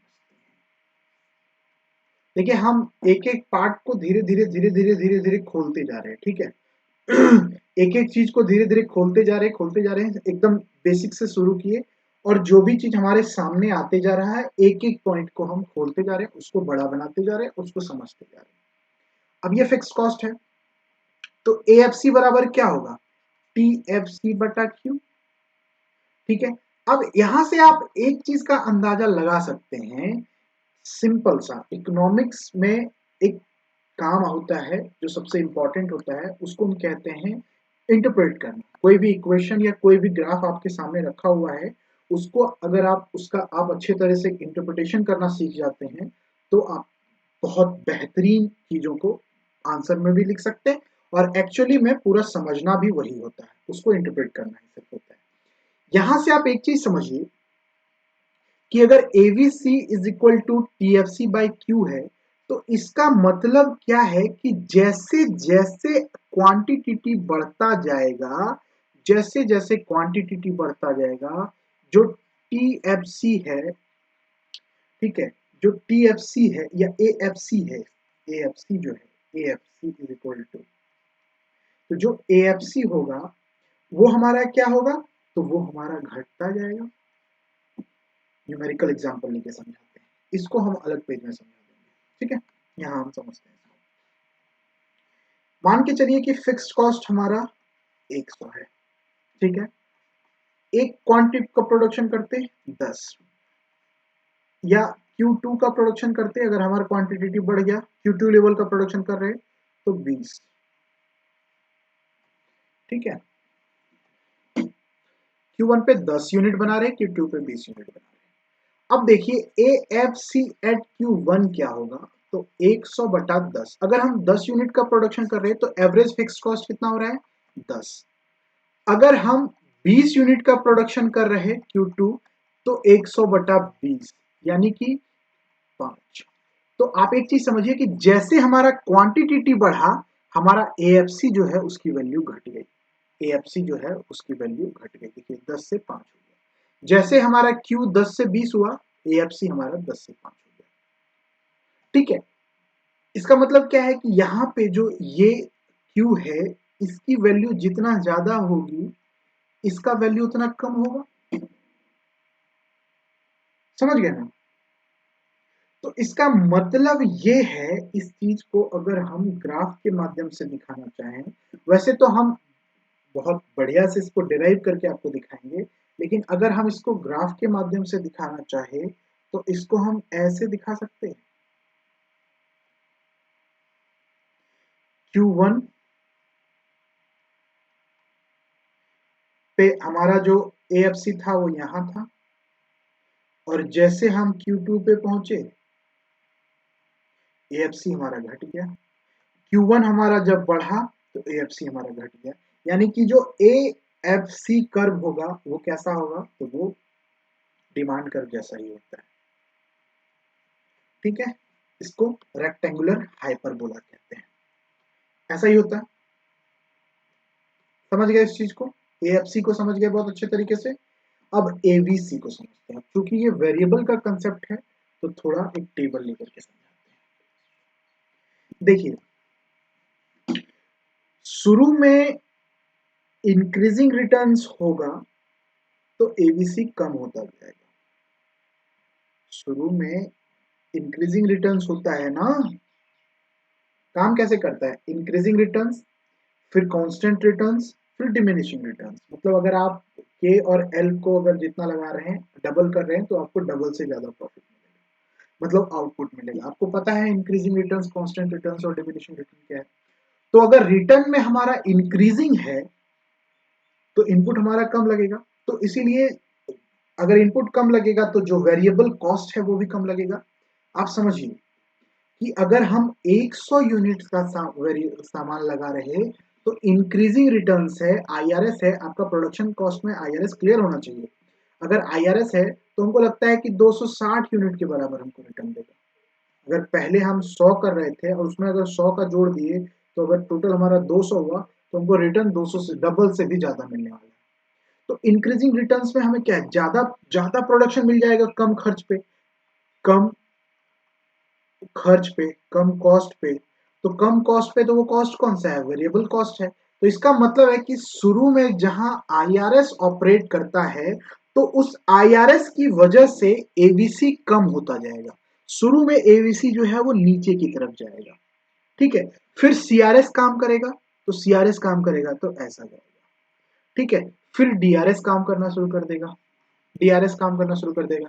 डीआरएस मतलब डिमिनिशिंग रिटर्न्स। अगर आप 100 यूनिट लगा रहे हैं तो आपको रिटर्न में सिर्फ 30 यूनिट मिलेगा। तो इसका मतलब क्या है कि आपका कॉस्ट जो है वो बढ़ने लगेगा, एवरेज वेरिएबल कॉस्ट बढ़ने लगेगा। इसका मतलब ये ऊपर जाने लगेगा। तो एबीसी जो होता है वो यू शेप का होता है, ठीक है। ग्राफ लेते हैं और ग्राफ लेकर के समझते हैं चीजों को, बहुत बहुत अच्छे तरीके से समझेंगे एक एक चीज को। एक बढ़िया सा ग्राफ बनाते हैं और थोड़ा कुछ वैल्यूज डालते हैं और फिर मतलब एक बढ़िया सा टेबल लेते हैं और फिर समझते हैं। चलिए, यहाँ पे हम लेते हैं नंबर ऑफ वर्कर्स, लेबर। यहाँ पे हम लेते हैं क्यू, कितना हमें क्वांटिटेटिव उससे उत्पादन हो रहा है। यहाँ पे हम लेते हैं टोटल वेरिएबल कॉस्ट और यहाँ पे हम लेते हैं average variable cost. Fix cost तो फिक्स है भाई साहब, उसे हमें देखना ही नहीं है अभी। अब आप देखिए यहाँ पे, जब हमारा लेबर जीरो है, आउटपुट हमें जीरो चाहिए, तो लेबर जीरो है तो वेरिएबल कॉस्ट भी जीरो, एबीसी भी जीरो, ठीक है। एक लेबर 10 प्रोडक्शन, वेरिएबल कॉस्ट हमारा कितना, मान के चलिए कि 60 रुपए। तो एबीसी क्या हो जाएगा, टी वी सी बटा क्यू। तो 60 में 10 को डिवाइड करेंगे तो 6, ठीक है। दूसरा लेबर क्वांटिटी हमारा अभी 22 का प्रोडक्शन हो रहा है और खर्च हमारा 120 लग रहा है। क्यों, क्योंकि आप मान के चलिए कि वेज इज इक्वल टू 60 रुपया पर लेबर है, ठीक है। अब 120 बटा 22 यानी लगभग ये 5.44 के आसपास आएगा।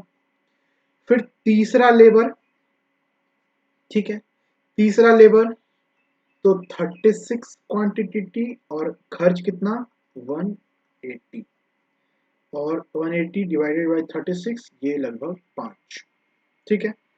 फिर मानते हैं कि 6 लेबर, प्रोडक्शन हमारा 86। देखिए एमपीएल जो है वो धीरे धीरे घटेगा जितना, अब एक ही मशीन के ऊपर लेबर बढ़ाते जाएंगे तो उसका मार्जिनल प्रोडक्टिविटी तो घटेगा ही। ये हम लोग बहुत पढ़ चुके हैं मैक्रो में भी और माइक्रो में भी, ठीक है। इसीलिए हम मान के चलते हैं कि ये सब चीजें आपको आता है।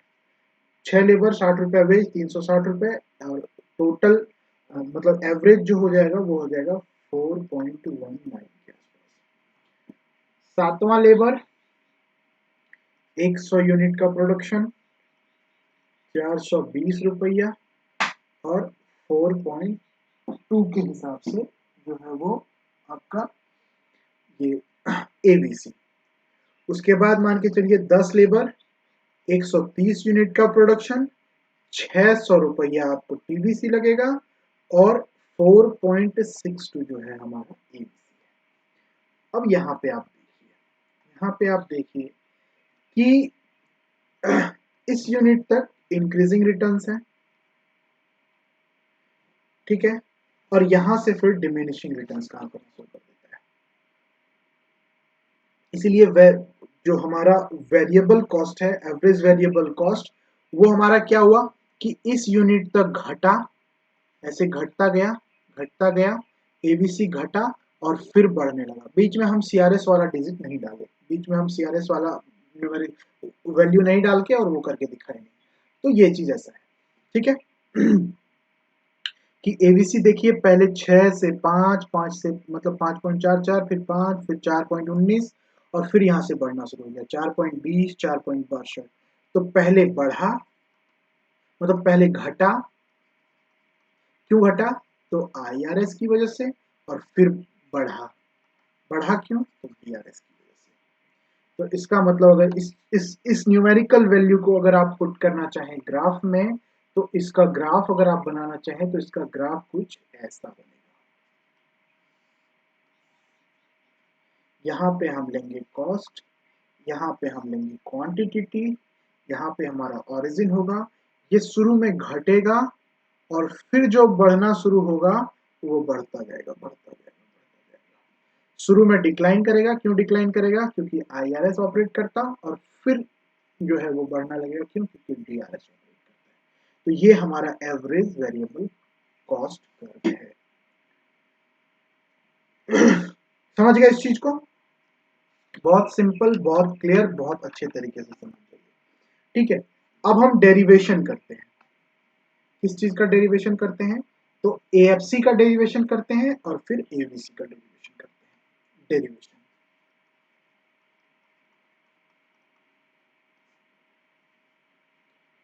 सबसे पहले हम करते हैं एएफसी का, ठीक है।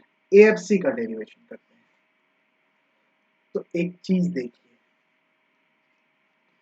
ये हमारा है fixed cost, total fixed cost, ये हमारा ओरिजिन है, ये हमारा आउटपुट है, ये हमारा कॉस्ट है, ठीक है। ये हमारा कॉस्ट है, ये हमारा पैनल ए है, और पैनल बी। जब भी हम डेराइव करते हैं कर्व तो क्या करते हैं? दो पैनल लेते हैं, आपको पता है। यहाँ पे हमारा कॉस्ट है, क्या है? तो यहाँ पे हमारा एएफसी है, यहाँ पे हमारा डीएफसी, ठीक है। और ये हमारा आउटपुट। थोड़ा बड़ा बड़ा लेना था ताकि अच्छे से हम डेराइव कर सकते थे। एक काम करते हैं, इसको अभी छोटा करते हैं थोड़ा, इसको साइड करते हैं ताकि अच्छे से हम डेराइव कर सके चीजों को। और इन दोनों को हम थोड़ा बड़े स्तर पे लेते हैं,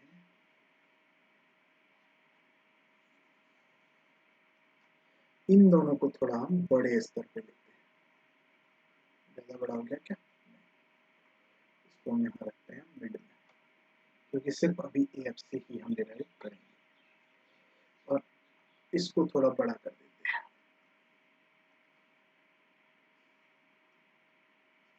ठीक है। मान के चलते हैं दो प्रोडक्शन हो रहा है, 10 10 20 30, ठीक है। अब क्या कहते हैं कि आप वो टेबल सामने वाले अब नोट कर लिया हो तो उसको सामने रखिए। इसमें से हम 10 20 30 का वैल्यू उठाते हैं कि अगर हमें 10 का प्रोडक्शन करना है, अगर हमें 20 का प्रोडक्शन करना है, अगर हमें 30 का प्रोडक्शन करना है, तो हमें कैसे, क्या हमारा एबीसी क्या चलेगा, ठीक है। तो देखिए,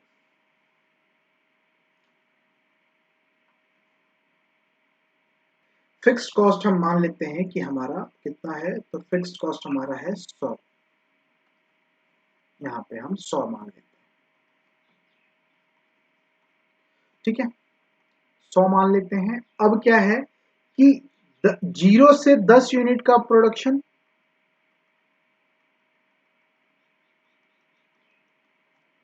ठीक है। अब एएफसी कितना होगा 10 यूनिट के लिए? एएफसी 10 यूनिट के लिए मतलब 100 बटा 10 यानी कि 10, यहाँ पे हमारा रेट जो होगा वो हमारा 10 रुपया होगा। तो 10 और 10 यानी हमें इसका 10 यूनिट का प्रोडक्शन करने में हमारा जो खर्च आ रहा है वो आ रहा है 10। ठीक है। अब 20 पे जाना है, 10 से हमें 20 पे जाना है, मतलब टोटल 20 यूनिट का प्रोडक्शन हो रहा है। तो हमारा AFC क्या होगा, TFC हमारा है 100, तो 100 बटा 20 इज इक्वल टू 5। तो यहां पे हमारा कहीं पे 5 होगा, 5। ठीक है। अब ये 5 से 20 यहां पे प्रोडक्शन होगा। अब ये 20 से हम जा रहे हैं 30 पे। ठीक है। 30 के लिए AFC क्या होगा, 100 बटा 30, ऑलमोस्ट 3 से थोड़ा ज्यादा। ठीक है। तो ये आपका 4, 3, 3 मानते हैं, इधर कहीं होगा।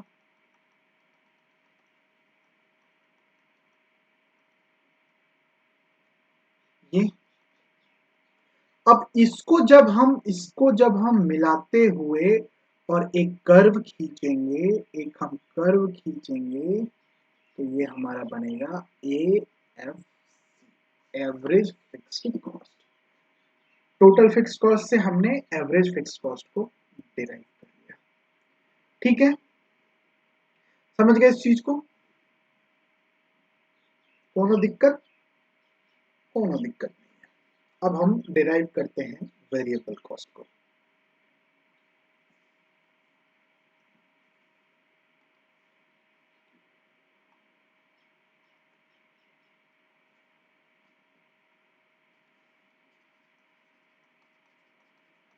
डेरिवेशन ऑफ AVC, पैनल ए,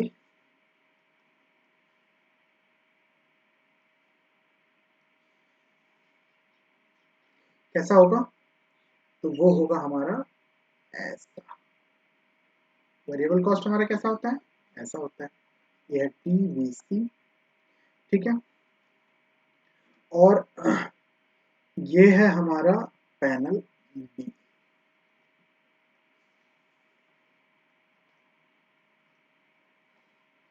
यहां पे हमने लिया है TVC, यहाँ हमने लिया है AVC।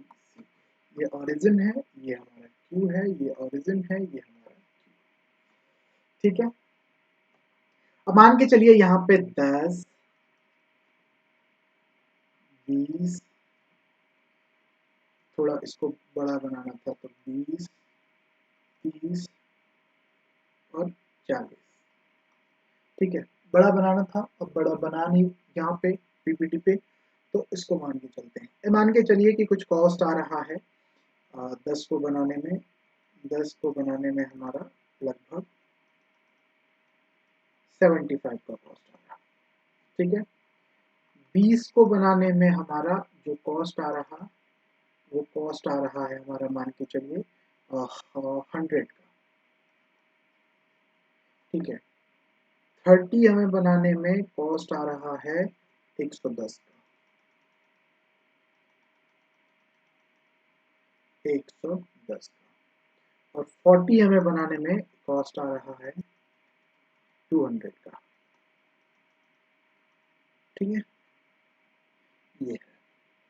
अब आप बताइए कि ये 75, अगर TVC 75 है तो AVC कितना होगा, AVC इज इक्वल टू 75 बटा 10 यानी कि 7.5।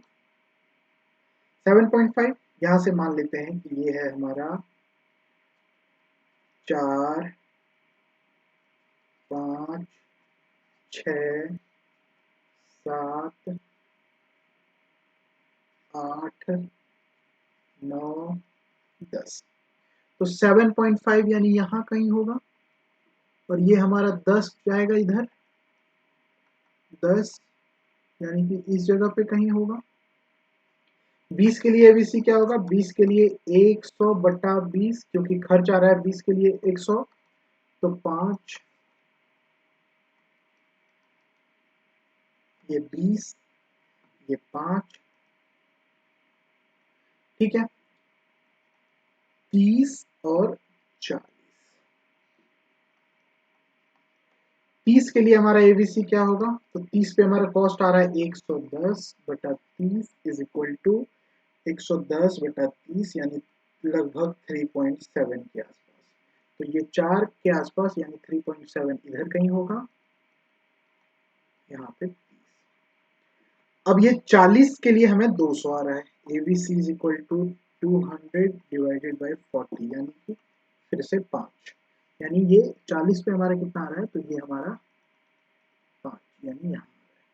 तो इस कर्व को मिला, इस सारे पॉइंट्स को मिलाते हुए इसके टेंजेंट पे अगर एक लाइन हम खींच दें, एक लाइन अगर हम खींच दें, एक लाइन अगर हम खींच दें, सॉरी थोड़ा गड़बड़ हो गया,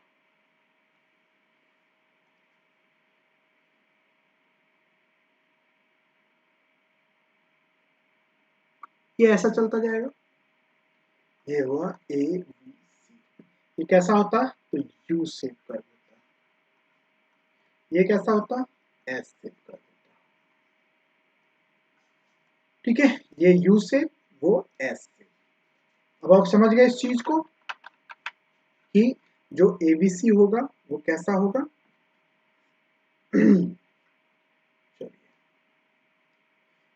ये एएफसी हमने बना लिया, ये एबीसी हमने बना लिया। अब हमारा क्या रह गया, देखिए आपको बताते हैं। टोटल कॉस्ट, एवरेज कॉस्ट और वेरिएबल कॉस्ट। ठीक है, अब हमने क्या किया कि एवरेज को कंसीडर किया।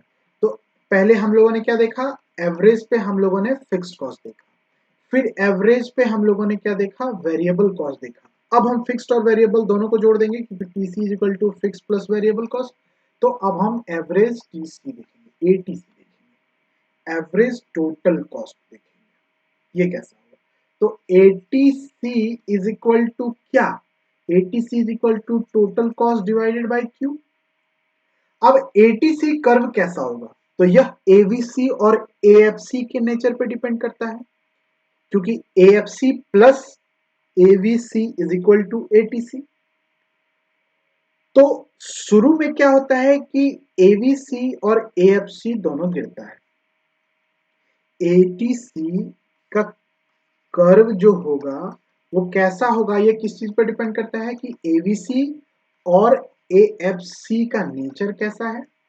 तो एवीसी और एएफसी का नेचर कैसा है, शुरू में क्या होता है कि एबीसी एंड एएफसी दोनों जो है वो नीचे गिरता है। यहां आप देखिए, देखिए एएफसी भी नीचे गिर रहा और एबीसी भी नीचे गिर रहा।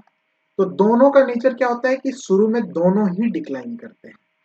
तो जब दोनों ही डिक्लाइन करते हैं तो इसका क्या मतलब है, इसका साफ साफ मतलब है कि एटीसी जो है वो भी डिक्लाइन करेगा। ठीक है, उसके बाद क्या होता है कि एवीसी जो है, एवीसी जो है वो बढ़ना शुरू हो जाता, लेकिन एवीसी बढ़ना शुरू हो जाता ना, ऐसा ना है, एवीसी तो पहले डिक्लाइन करता फिर बढ़ना शुरू हो जाता। तो एबीसी बढ़ना शुरू होता है लेकिन एएफसी अभी भी गिर रहा है, क्यों, क्योंकि एएफसी कैसा होता है, ऐसा होता है।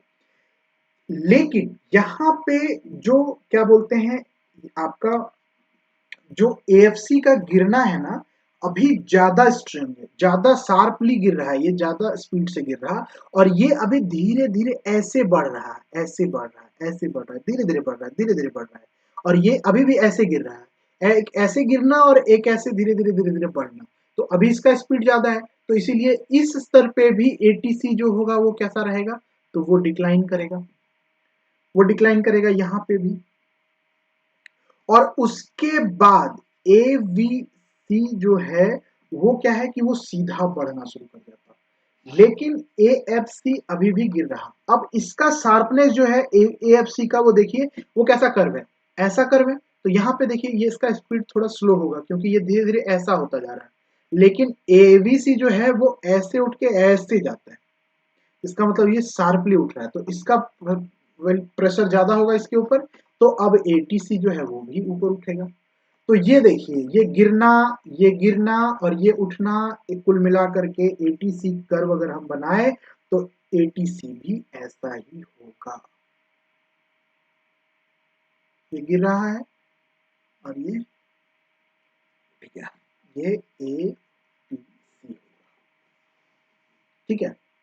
अब अगर तीनों को हम एक साथ रख दें, ठीक है, तीनों को अगर हम एक साथ रख दें कि ATC, AVC एंड AFC को अगर हम एक साथ रख दें तो ग्राफ हमारा कैसा दिखेगा? ध्यान रहे ATC is equal to AVC plus AFC, चीज को जानते हैं। अब इसका ग्राफ आप अगर दिखाना चाहें तो ये ऐसा होगा, ये हमारा क्या होगा? ये हमारा AFC होगा, ये हमारा क्या होगा? ये हमारा AVC होगा। अब ये AFC और ATC दोनों को जोड़ेंगे तो जाकर के ATC निकलेगा। तो इसका मतलब क्या है? ATC भी U शेप ही होगा, लेकिन ये आपका ऊपर होगा, ATC इनके इसके ऊपर होगा। तो ये अगर हम तीनों ग्राफ को एक साथ कर दें तो ये हमारा कॉस्ट कर्व ऐसा दिखेगा, ठीक है। इस चीज को बहुत अच्छे तरीके से आप समझ लीजिए।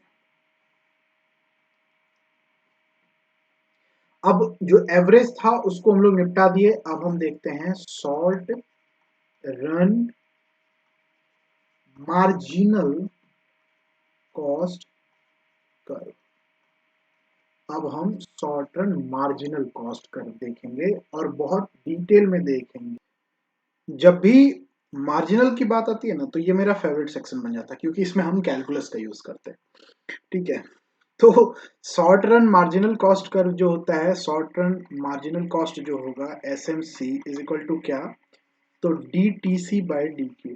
देखिए अगर आपको कैलकुलस से प्रॉब्लम है तो आप इसको delta TC by delta Q भी लिख सकते हैं, लेकिन ये मुझे पसंद है इसलिए हम इसका यूज करते हैं। ठीक है। एक चीज ध्यान रखिए कि मार्जिनल का मतलब होता है जब हम एक्स्ट्रा यूनिट जोड़ रहे हैं तो इसीलिए ये इंडिपेंडेंट होगा, ये इंडिपेंडेंट होगा किस चीज से? तो फैक्टर कॉस्ट से, ठीक है। ये फैक्टर कॉस्ट से इंडिपेंडेंट होगा, इस पे फैक्टर कॉस्ट का कोई प्रभाव नहीं पड़ेगा। तो शॉर्ट रन कर्व कैसा होगा?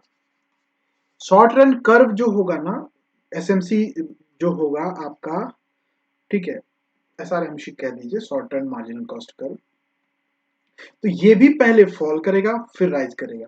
लेकिन अब हम यहां देख चुके हैं कि तीन कर्व है, इसमें अगर हम SMC ड्रॉ करना चाहें तो वो SMC ड्रॉ तो होगा, लेकिन कहां से होगा? किस बिंदु के साथ होगा? वैसे SMC जो होगा ना वो ऐसा कुछ होगा, फिक्स्ड कॉस्ट से इंडिपेंडेंट होता, इसीलिए ये ऐसा होगा, ये SMC है। ये नीचे होगा, कैसे नीचे होगा? ये हम इक्वेशन के थ्रू देखते हैं, और इस चीज को हम बिना इक्वेशन के थ्रू देख भी नहीं सकते बढ़िया से, ठीक है। तो इसीलिए इसको हम इक्वेशन के थ्रू देखेंगे। और ये मार्जिनल कॉस्ट कर्व जो होता वो सिर्फ वेरिएबल कॉस्ट पे डिपेंड करता, और कहीं डिपेंड नहीं करता, किस फिक्स्ड कॉस्ट पे डिपेंड नहीं करता। तो कहां से कैसे राइज करेगा ये हम देखते हैं। देखिए इस टॉपिक का नाम होगा कि वो मार्जिनल कॉस्ट कर्व कैसे ड्रॉ होगा, ये हम लोग देखेंगे। तो relationship between marginal cost and marginal physical product, जो हम लोग प्रोडक्शन फंक्शन में देखे थे, ठीक है। पहले हम मार्जिनल कॉस्ट और मार्जिनल फिजिकल प्रोडक्ट को देख लेते, फिर हम वो कर्व भी ड्रॉ कर लेंगे कि कर्व हमारा कैसा होगा।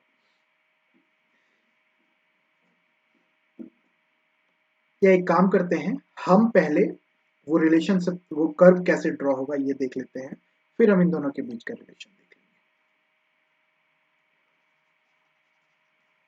देखिए ये जो एवरेज टोटल कॉस्ट है ना, एवरेज टोटल कॉस्ट, और ये जो हम ड्रॉ करना चाह रहे हैं मार्जिनल कॉस्ट, इन दोनों के बीच में क्या रिलेशन है?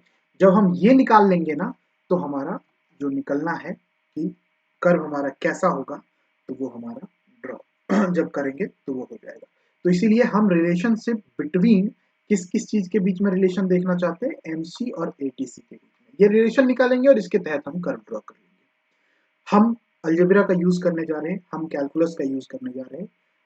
अगर आपको प्रॉब्लम हो तो इस वीडियो को थोड़ा सा यहाँ रोक दीजिएगा और जरा सा कैलकुलस कहीं देख लीजिएगा, और नहीं भी कोई दिक्कत नहीं है, फॉर्मूला हम यहाँ आपको बता देते हैं जो फॉर्मूला का यूज करेंगे। अगर आपको नहीं पता तो आप उस फॉर्मूला को रट जाइएगा, ठीक है। देखिए 3 तरह का रिलेशन है। पहला रिलेशन है कि अगर एटीसी डिक्लाइन कर रहा है, एटीसी डिक्लाइन कर रहा है, तो इस कंडीशन में जो मार्जिनल कॉस्ट होगा ये एटीसी से छोटा होगा। ठीक है। दूसरा रिलेशन है कि इफ एटीसी जो है वो अगर कांस्टेंट है तो जो एमसी होगा ये एटीसी के बराबर होगा। और तीसरा एक रिलेशन है कि इफ एटीसी इज इंक्रीजिंग तो जो एमसी होगा ये ग्रेटर देन एटीसी होगा। ठीक है। इस हिसाब से अगर हम बात करें तो जो हमारा ये कर्व होगा ये हमारा एटीसी है, ये हमारा एटीसी है।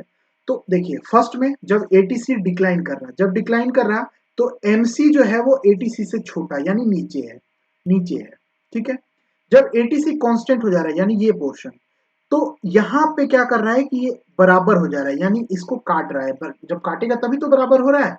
यानी एक जब ये डिक्लाइन कर रहा, उसके बाद ये दूसरा जब ये कांस्टेंट फॉर्म में आ जा रहा है एटीसी, यहाँ पे कांस्टेंट फॉर्म में है तो यहाँ पे एक दूसरे के बराबर हो जा रहे हैं। अब ये देखिए ये कर्व अगर काट रहा है तो इस पॉइंट पे तो ये कर्व और ये कर्व दोनों बराबर ही है ना।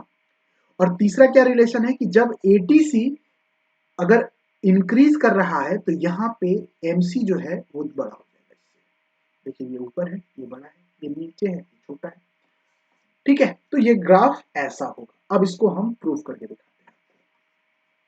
बिना प्रूफ के इस चीज को आपको समझने में दिक्कत होगा। चलिए प्रूफ शुरू करते हैं। पहला हम कुछ लें उसके पहले एक चीज मान लीजिए कि टीसी को हम सी से रिप्रेजेंट करेंगे और आपको पता है कि ATC is equal to C by Q. ठीक है। तो पहला पहला रूल क्या है कि इफ एटीसी इज डिक्लाइनिंग तो MC is less than ATC होगा। अब कैलकुलस के माध्यम से अगर हम देखें कि एटीसी जब डिक्लाइन करेगा, जब व्हेन एटीसी जब गिरेगा तो क्या होगा कि D A T C divided by D Q is less than zero. Zero से कम होगा, नेगेटिव वैल्यू में रहेगा जब इसका कैलकुलस, तभी चेंज। समझिए कि अगर जो चेंज हो रहा है वो अगर -5, -4, -3 है तभी तो ये एटीसी की वैल्यू में, जो जैसे एटीसी मान के चलिए 50 था, अब चेंज अगर हम उसमें -5 कर रहे हैं तो 45 हुआ, घटा एटीसी। अब उसमें और 4 हम घटा दिए तो 41 हुआ। अब उसमें और 3 अगर हम घटा दिए तो हमारा क्या हो गया, तो ये हमारा जो वैल्यू आएगा वो लगभग 38 आएगा। तो एटीसी घट रहा है। एटीसी कब घट रहा है कि जब उसमें जो हमारा चेंज हो रहा है, जो वेरिएबल हम चेंज कर रहे हैं, कैलकुलस का यूज क्या करते हैं चेंज को मेजर करने में, वो जब हमारा नेगेटिव हो रहा है ना तभी ये घट रहा है एटीसी।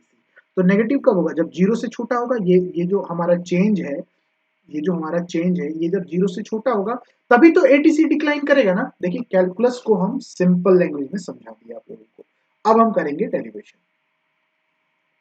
ठीक है। इसको हम उठाते हैं, छोटा करते हैं, क्योंकि इसको हम माने हैं तो आप लोग को बीच बीच में कभी समझाने की जरूरत पड़ सकता है। और इस पोर्शन को हम करते हैं इरेज, क्योंकि ये कैलकुलस को हम लोकल भाषा में आपको समझा दिए। ठीक है। ये ऐसा होगा। अब एक चीज बताइए कि ये जो एटीसी है, ये जो एटीसी है, ये जो डी बाई डी क्यू ये एटीसी है, इसको ऐसे भी तो लिख सकते हैं ना, डी क्यू। जिनको कैलकुलस आता है वो रिलेट कर पाएंगे, जिनको नहीं आता वो समझिएगा, लेस देन जीरो। ठीक है। और इतना बेसिक डिफ्रेंसिएशन तो आता ही होगा सबको। अब यहां पे आप देखिए ये किस फॉर्म में है कि D by D Q, D by D, हम फ्रेश पे लिख के समझाते हैं।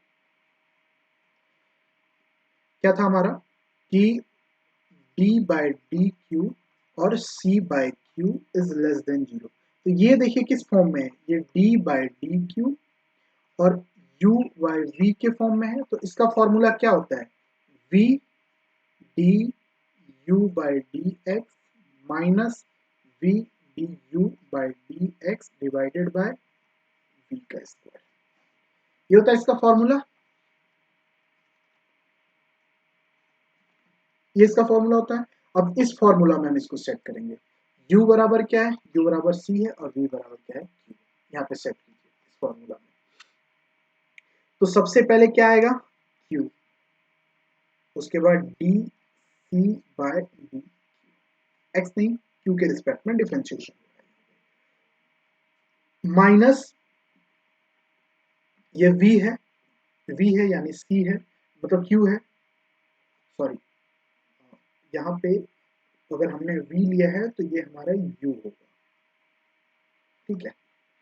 तो u यानी कि c है, अब c है तो यहाँ पे क्या हो जाएगा D Q by D Q, ठीक है, क्योंकि ये हमारा D V by D Q है। इस फॉर्मूला में बस सेट कर दीजिए और कुछ नहीं।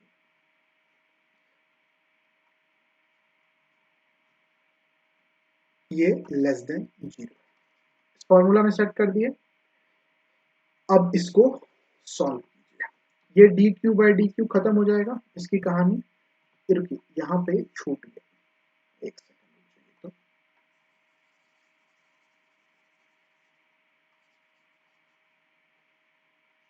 तो ये भी आपको मिटाई देते हैं, यहाँ पे हो जाएगा u D V by D X. इसको फॉर्मूला पे अगर हम सेट करेंगे तो ये हो जाएगा q dot D C by D Q minus यहाँ पे हो जाएगा c और D Q by D Q divided by q का स्क्वायर लेस देन 0, ठीक है। इसको फर्दर सॉल्व कीजिए, ये डी क्यू कैंसिल, ये q dot D C by D Q minus C divided by q का स्क्वायर लेस देन 0, ठीक है।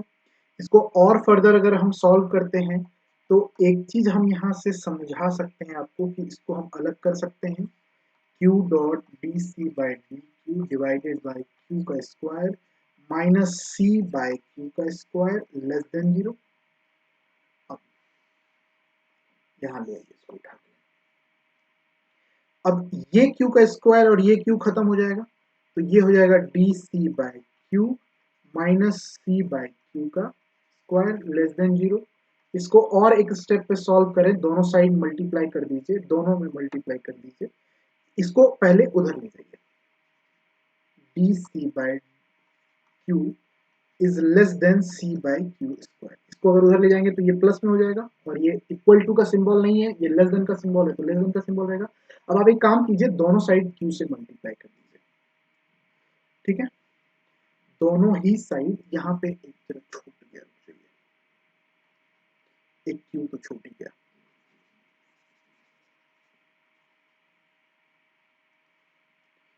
यहाँ पे एक और क्यू होगा, है ना। इसको एक काम करते हैं, थोड़ा छोटा लिख देते हैं, ये छोटा सा पेज पे ना कैलकुलेशन करना बहुत डिफिकल्ट, व्हाइट शीट पे जब करते थे काम तो बहुत अच्छे से हो जाता था। D C by D Q divided by Q, अब यहाँ पे आप इसको ले जाइए उधर, डी सी बाई माइनस नहीं, इसको उधर ले जाइए और c बाई क्यू स्क्वायर कर दीजिए। अब दोनों साइड आप q से मल्टीप्लाई कर दीजिए, D C by D Q divided by Q multiplied by Q c by Q square multiplied by Q, ठीक है। अब ये q कैंसिल आउट हो जाएगा, ये स्क्वायर और ये स्क्वायर, ये q कैंसिल आउट हो जाएगा। अब क्या रह जाएगा, D C by D Q less than c by, अब ये D C by D Q क्या है, D C by D Q क्या है, तो ये क्या है, तो ये है आपका जाकर के marginal cost, D C by D Q, ये है आपका एम सी और ये सी बाई क्यू है आपका ए टी सी यानी ए सी, एवरेज कॉस्ट।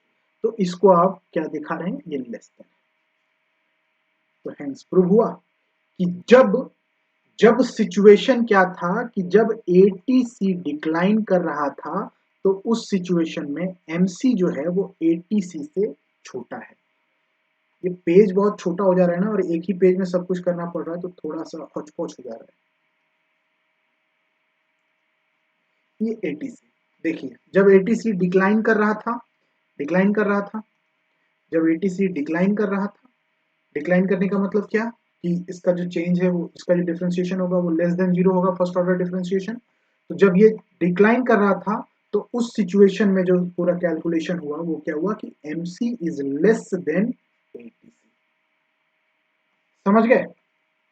अब दूसरा सिचुएशन क्या था कि जब एटीसी जो है वो कांस्टेंट पे काम कर रहा, तो उस time MC is equal to ATC है।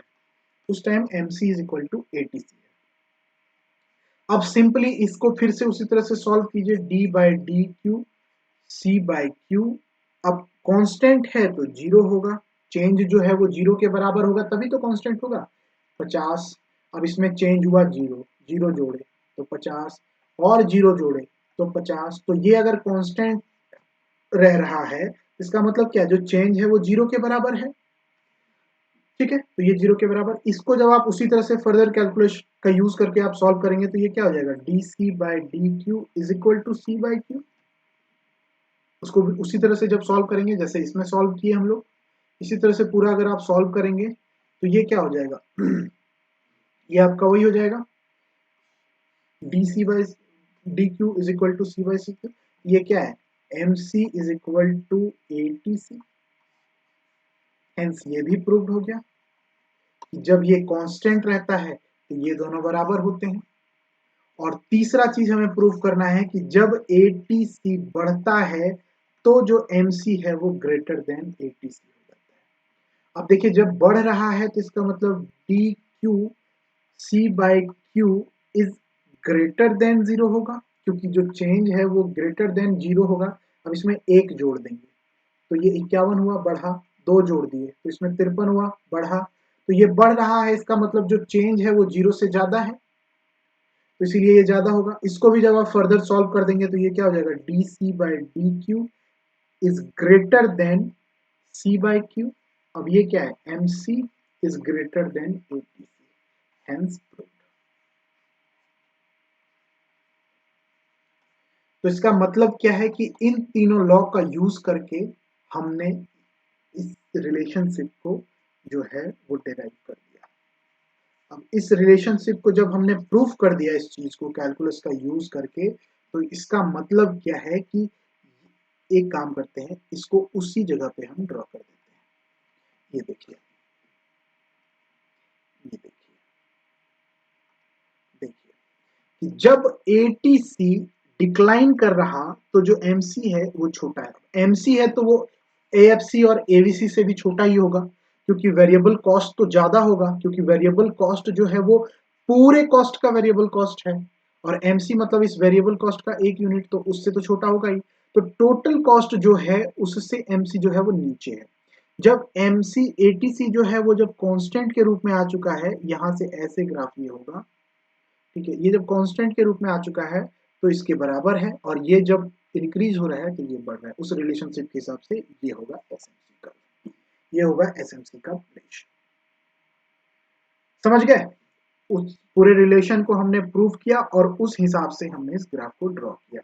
आप अगर इस चीज को किसी किताब से पढ़ने जाते हैं या किसी और जगह से अगर आप पढ़ेंगे तो आपको सिंपली ये एमसी कर्व ऐसे ही डिराइव कर दिया जाएगा, आपको ये सारा रिलेशन, ये सारा कैलकुलेशन नहीं दिखेगा। देखिए जिनका मैथ बैकग्राउंड नहीं है उनको हो सकता है प्रॉब्लम हो, लेकिन आप ध्यान रखिएगा कि ये जो फॉर्मूला है ना, ये कैलकुलस का फॉर्मूला है और उसी का यूज करके हमने सॉल्व किया। जब भी किसी भी चीज को डिक्रीजिंग दिखाना है या डिक्लाइनिंग दिखाना है, ठीक है, तो उसके लिए जो हम कैलकुलस यूज करते हैं ना, D Y by D X, ये लेस देन जीरो होगा। जब हमें कांस्टेंट दिखाना है तो D Y by D X is equal to zero होगा। जब हमें इंक्रीजिंग दिखाना है तो हमें D Y by D X जो है वो ग्रेटर देन जीरो दिखाना होगा। समझ गए? चलिए फिर आगे समझते हैं।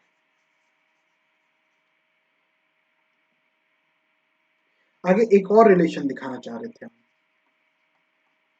Relation between marginal cost and marginal जो है वो फिजिकल प्रोडक्ट। जो हमने मार्जिनल एमपी पी जो हमने पढ़ा था प्रोडक्शन फंक्शन में, उस दोनों के बीच में रिलेशन दिखा।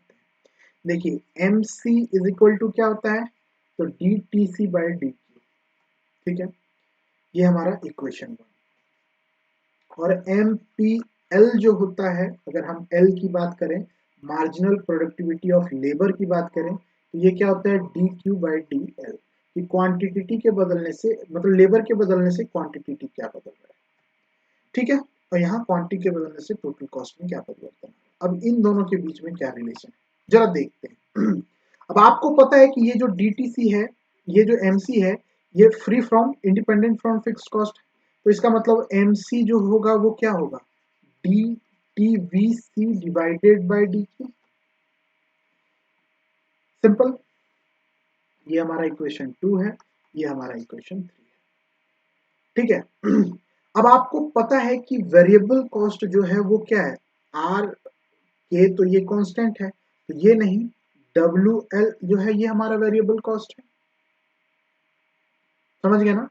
तो जब हम इस चीज का डेरिवेशन करेंगे, M C is equal to D W L divided by D Q, तो ये हमारा क्या हो जाएगा, W by D L by D Q, ये हमारा इक्वेशन 4 है। अब इस इक्वेशन को 4 को और 2 को आप रीअरेंज कीजिए, ये डी एल है, डी एल है। अब देखिए, जब D Q by D L है तो ये एम पी एल है, तो इसी को अगर हम D L by D Q करेंगे तो ये 1 बाय एम पी एल हो जाएगा, ठीक है। तो इसी चीज को आप पुट कर दीजिए, एंड डब्ल्यू मतलब जो आपका जो ये एम सी है, इसकी जगह पे आप यूज कीजिए 1 बाय एम पी का, और यहां पे हो जाएगा डब्ल्यू, एक सेकेंड, इसको पूरे निपटाते हैं। अच्छा, इसको हम समझा ही दिए हैं आप लोगों को, और नेक्स्ट पेज पे चलते हैं। फ्रॉम इक्वेशन 4 एंड 2 से 4 और 2 को अगर हम रीअरेंज करते हैं, और जो हमारा 4 क्या है, इक्वेशन 4, इक्वेशन 4 हमारा क्या है, तो W dot D L by D, ठीक है। और 2 हमारा क्या है, इक्वेशन 2 हमारा क्या है, तो M P L is equal to D Q by D L. अभी हम देख चुके हैं कि अगर ये है, तो अगर D L by D Q हम करते हैं तो ये हमारा 1 बाय एम पी एल हो जाएगा, ठीक है। वहां पे हौच पौच हो गया था पूरा। जब भी मैथमेटिकल कैलकुलेशन होगा तो हम पीडीएफ पे ही पढ़ाएंगे, पीपीटी पे बहुत छोटा पेज होता है तो कैलकुलेशन करने में थोड़ा मेरे लिए थोड़ा मुश्किल हो जाता है, ठीक है। अब एक काम कीजिए, ये D L by D Q की जगह पे 1 by M P L use कीजिए, तो M C, M C is equal to W dot, ये जो D L by D Q है इसकी जगह पे आप 1 by M P L use कीजिए, ठीक है, ये 1 बाय एम पी एल, समझ गए। अब ये M C is equal to W by M P L, यही दोनों के बीच में रिलेशन है, यही रिलेशन दोनों के बीच में, और यही चीज को जब आप एवरेज प्रोडक्ट के रूप में भी देखेंगे तो ये वही आ जाएगा, ठीक है। जैसा आपका मार्जिनल के लिए आया वैसे ही आपका एवरेज के लिए भी आ जाएगा। एवीसी अगर आप देखते हैं, एवरेज वेरिएबल कॉस्ट के लिए अगर आप देखते हैं, तो आपका यही फॉर्मूला निकल कर सामने आएगा कि A B C is equal to W by A P L. Solve करेंगे तो यही सिंपल सा बात आएगा। थोड़ा ज्यादा मैथमेटिकल हो गया क्या? मैथमेटिकल तो ज्यादा नहीं हुआ होगा, बस थोड़ा जो अलजेब्रिक डेरिवेशन का यूज किया, अलजेब्रिक डेरिवेशन का यूज करने का मेरा मकसद ये था ना कि चीजों को आप बेहतर तरीके से समझ। देखिए एक काम करते हैं, मेरा तो मन ऐसा था कि जो अब जैसे शॉर्ट रन है, तो शॉर्ट रन कॉस्ट कर्व जो है या फंक्शन जो है, इसको हमने निपटा दिया, ठीक है। इसको एक बार आप देख लेंगे तो चीजों को बहुत अच्छे तरीके से समझ जाएंगे। अब हम इस वीडियो का रिकॉर्डिंग करने का शुरुआत इस मकसद से किए थे कि इसको एक ही वीडियो में खत्म कर देंगे, लेकिन ये वीडियो लगभग 1 मिनट 40 सेकेंड 1 घंटा 40 मिनट का बन चुका है। अब अगर इसको अभी हम इसी में लॉन्ग रन को भी रिकॉर्ड करते हैं तो लॉन्ग रन का रिकॉर्डिंग जाएगा ऑलमोस्ट 1 घंटा का। और तो 1 घंटे का अगर और हम रिकॉर्डिंग इसमें करते हैं तो ये बन जाएगा 2 घंटा 40 मिनट का। और 2 घंटा का 40 मिनट का वीडियो देखने में आप लोग को 6 दिन लग जाएगा। तो इसलिए हम चाहते थे कि इसको एक ही वीडियो में कंप्लीट करें, लेकिन एक वीडियो में नहीं कंप्लीट करेंगे ताकि आप थोड़े निश्चिंत होके, क्योंकि बहुत मैथमेटिकल कैलकुलेशन भी हो चुका है, ठीक है, बहुत सारा डेरिवेशन हो चुका है, बहुत सारी चीज़ों को आप समझ चुके हो। तो इसीलिए इसको थोड़ा हल्का ही रहने देते हैं, 1 घंटा 40 1 घंटा 42 मिनट का ही वीडियो इसको रहने देते हैं। लॉन्ग रन के लिए हम अलग से आपको वीडियो दे देते हैं, ठीक है? नहीं तो ये वीडियो पक्का पक्की 3 घंटे के आसपास चला जाएगा। तो इसीलिए इसको आज यहीं रोकते हैं और जो वीडियो होगा लॉन्ग रन का वो अगला वीडियो हम आपको दे देते हैं, ठीक है? तो इसी के साथ हम आपसे विदा लेना चाहेंगे इस वीडियो में और मिलते हैं अगले वीडियो में। तब तक के लिए जय हिंद, जय भारत, अच्छे से रहिए। देखिए मुश्किल नहीं है, कैलकुलेशन है, अगर इस कैलकुलेशन को आप अच्छे से समझ जाएंगे तो सब कुछ आसान हो जाएगा आपके लिए। और अगर नहीं समझेंगे तो चीज़ें थोड़ी कॉम्प्लिकेटेड, क्योंकि थ्योरी हर बात को अच्छी तरह से प्रूव नहीं कर सकता, हम शुरू से कहते आए हैं आप लोग के सामने। कोई प्रॉब्लम हो अगर आपको इस मैथ में तो आप हमको कॉल कीजिए, बेझिझक कॉल कीजिए और अच्छे तरीके से समझिए, बहुत बढ़िया तरीके से। वैसे हम कैलकुलस की चीज़ों को भी लोकल लैंग्वेज में समझाने की कोशिश की है। और अगर फिर भी नहीं समझ में आए तो आप एक बार वीडियो देखिए, फिर भी समझ में नहीं आए तो आप कॉल कीजिए, हम आपको दोबारा सब कुछ बता देंगे। लॉन्ग रन हम नेक्स्ट वीडियो में आपको देंगे, ठीक है?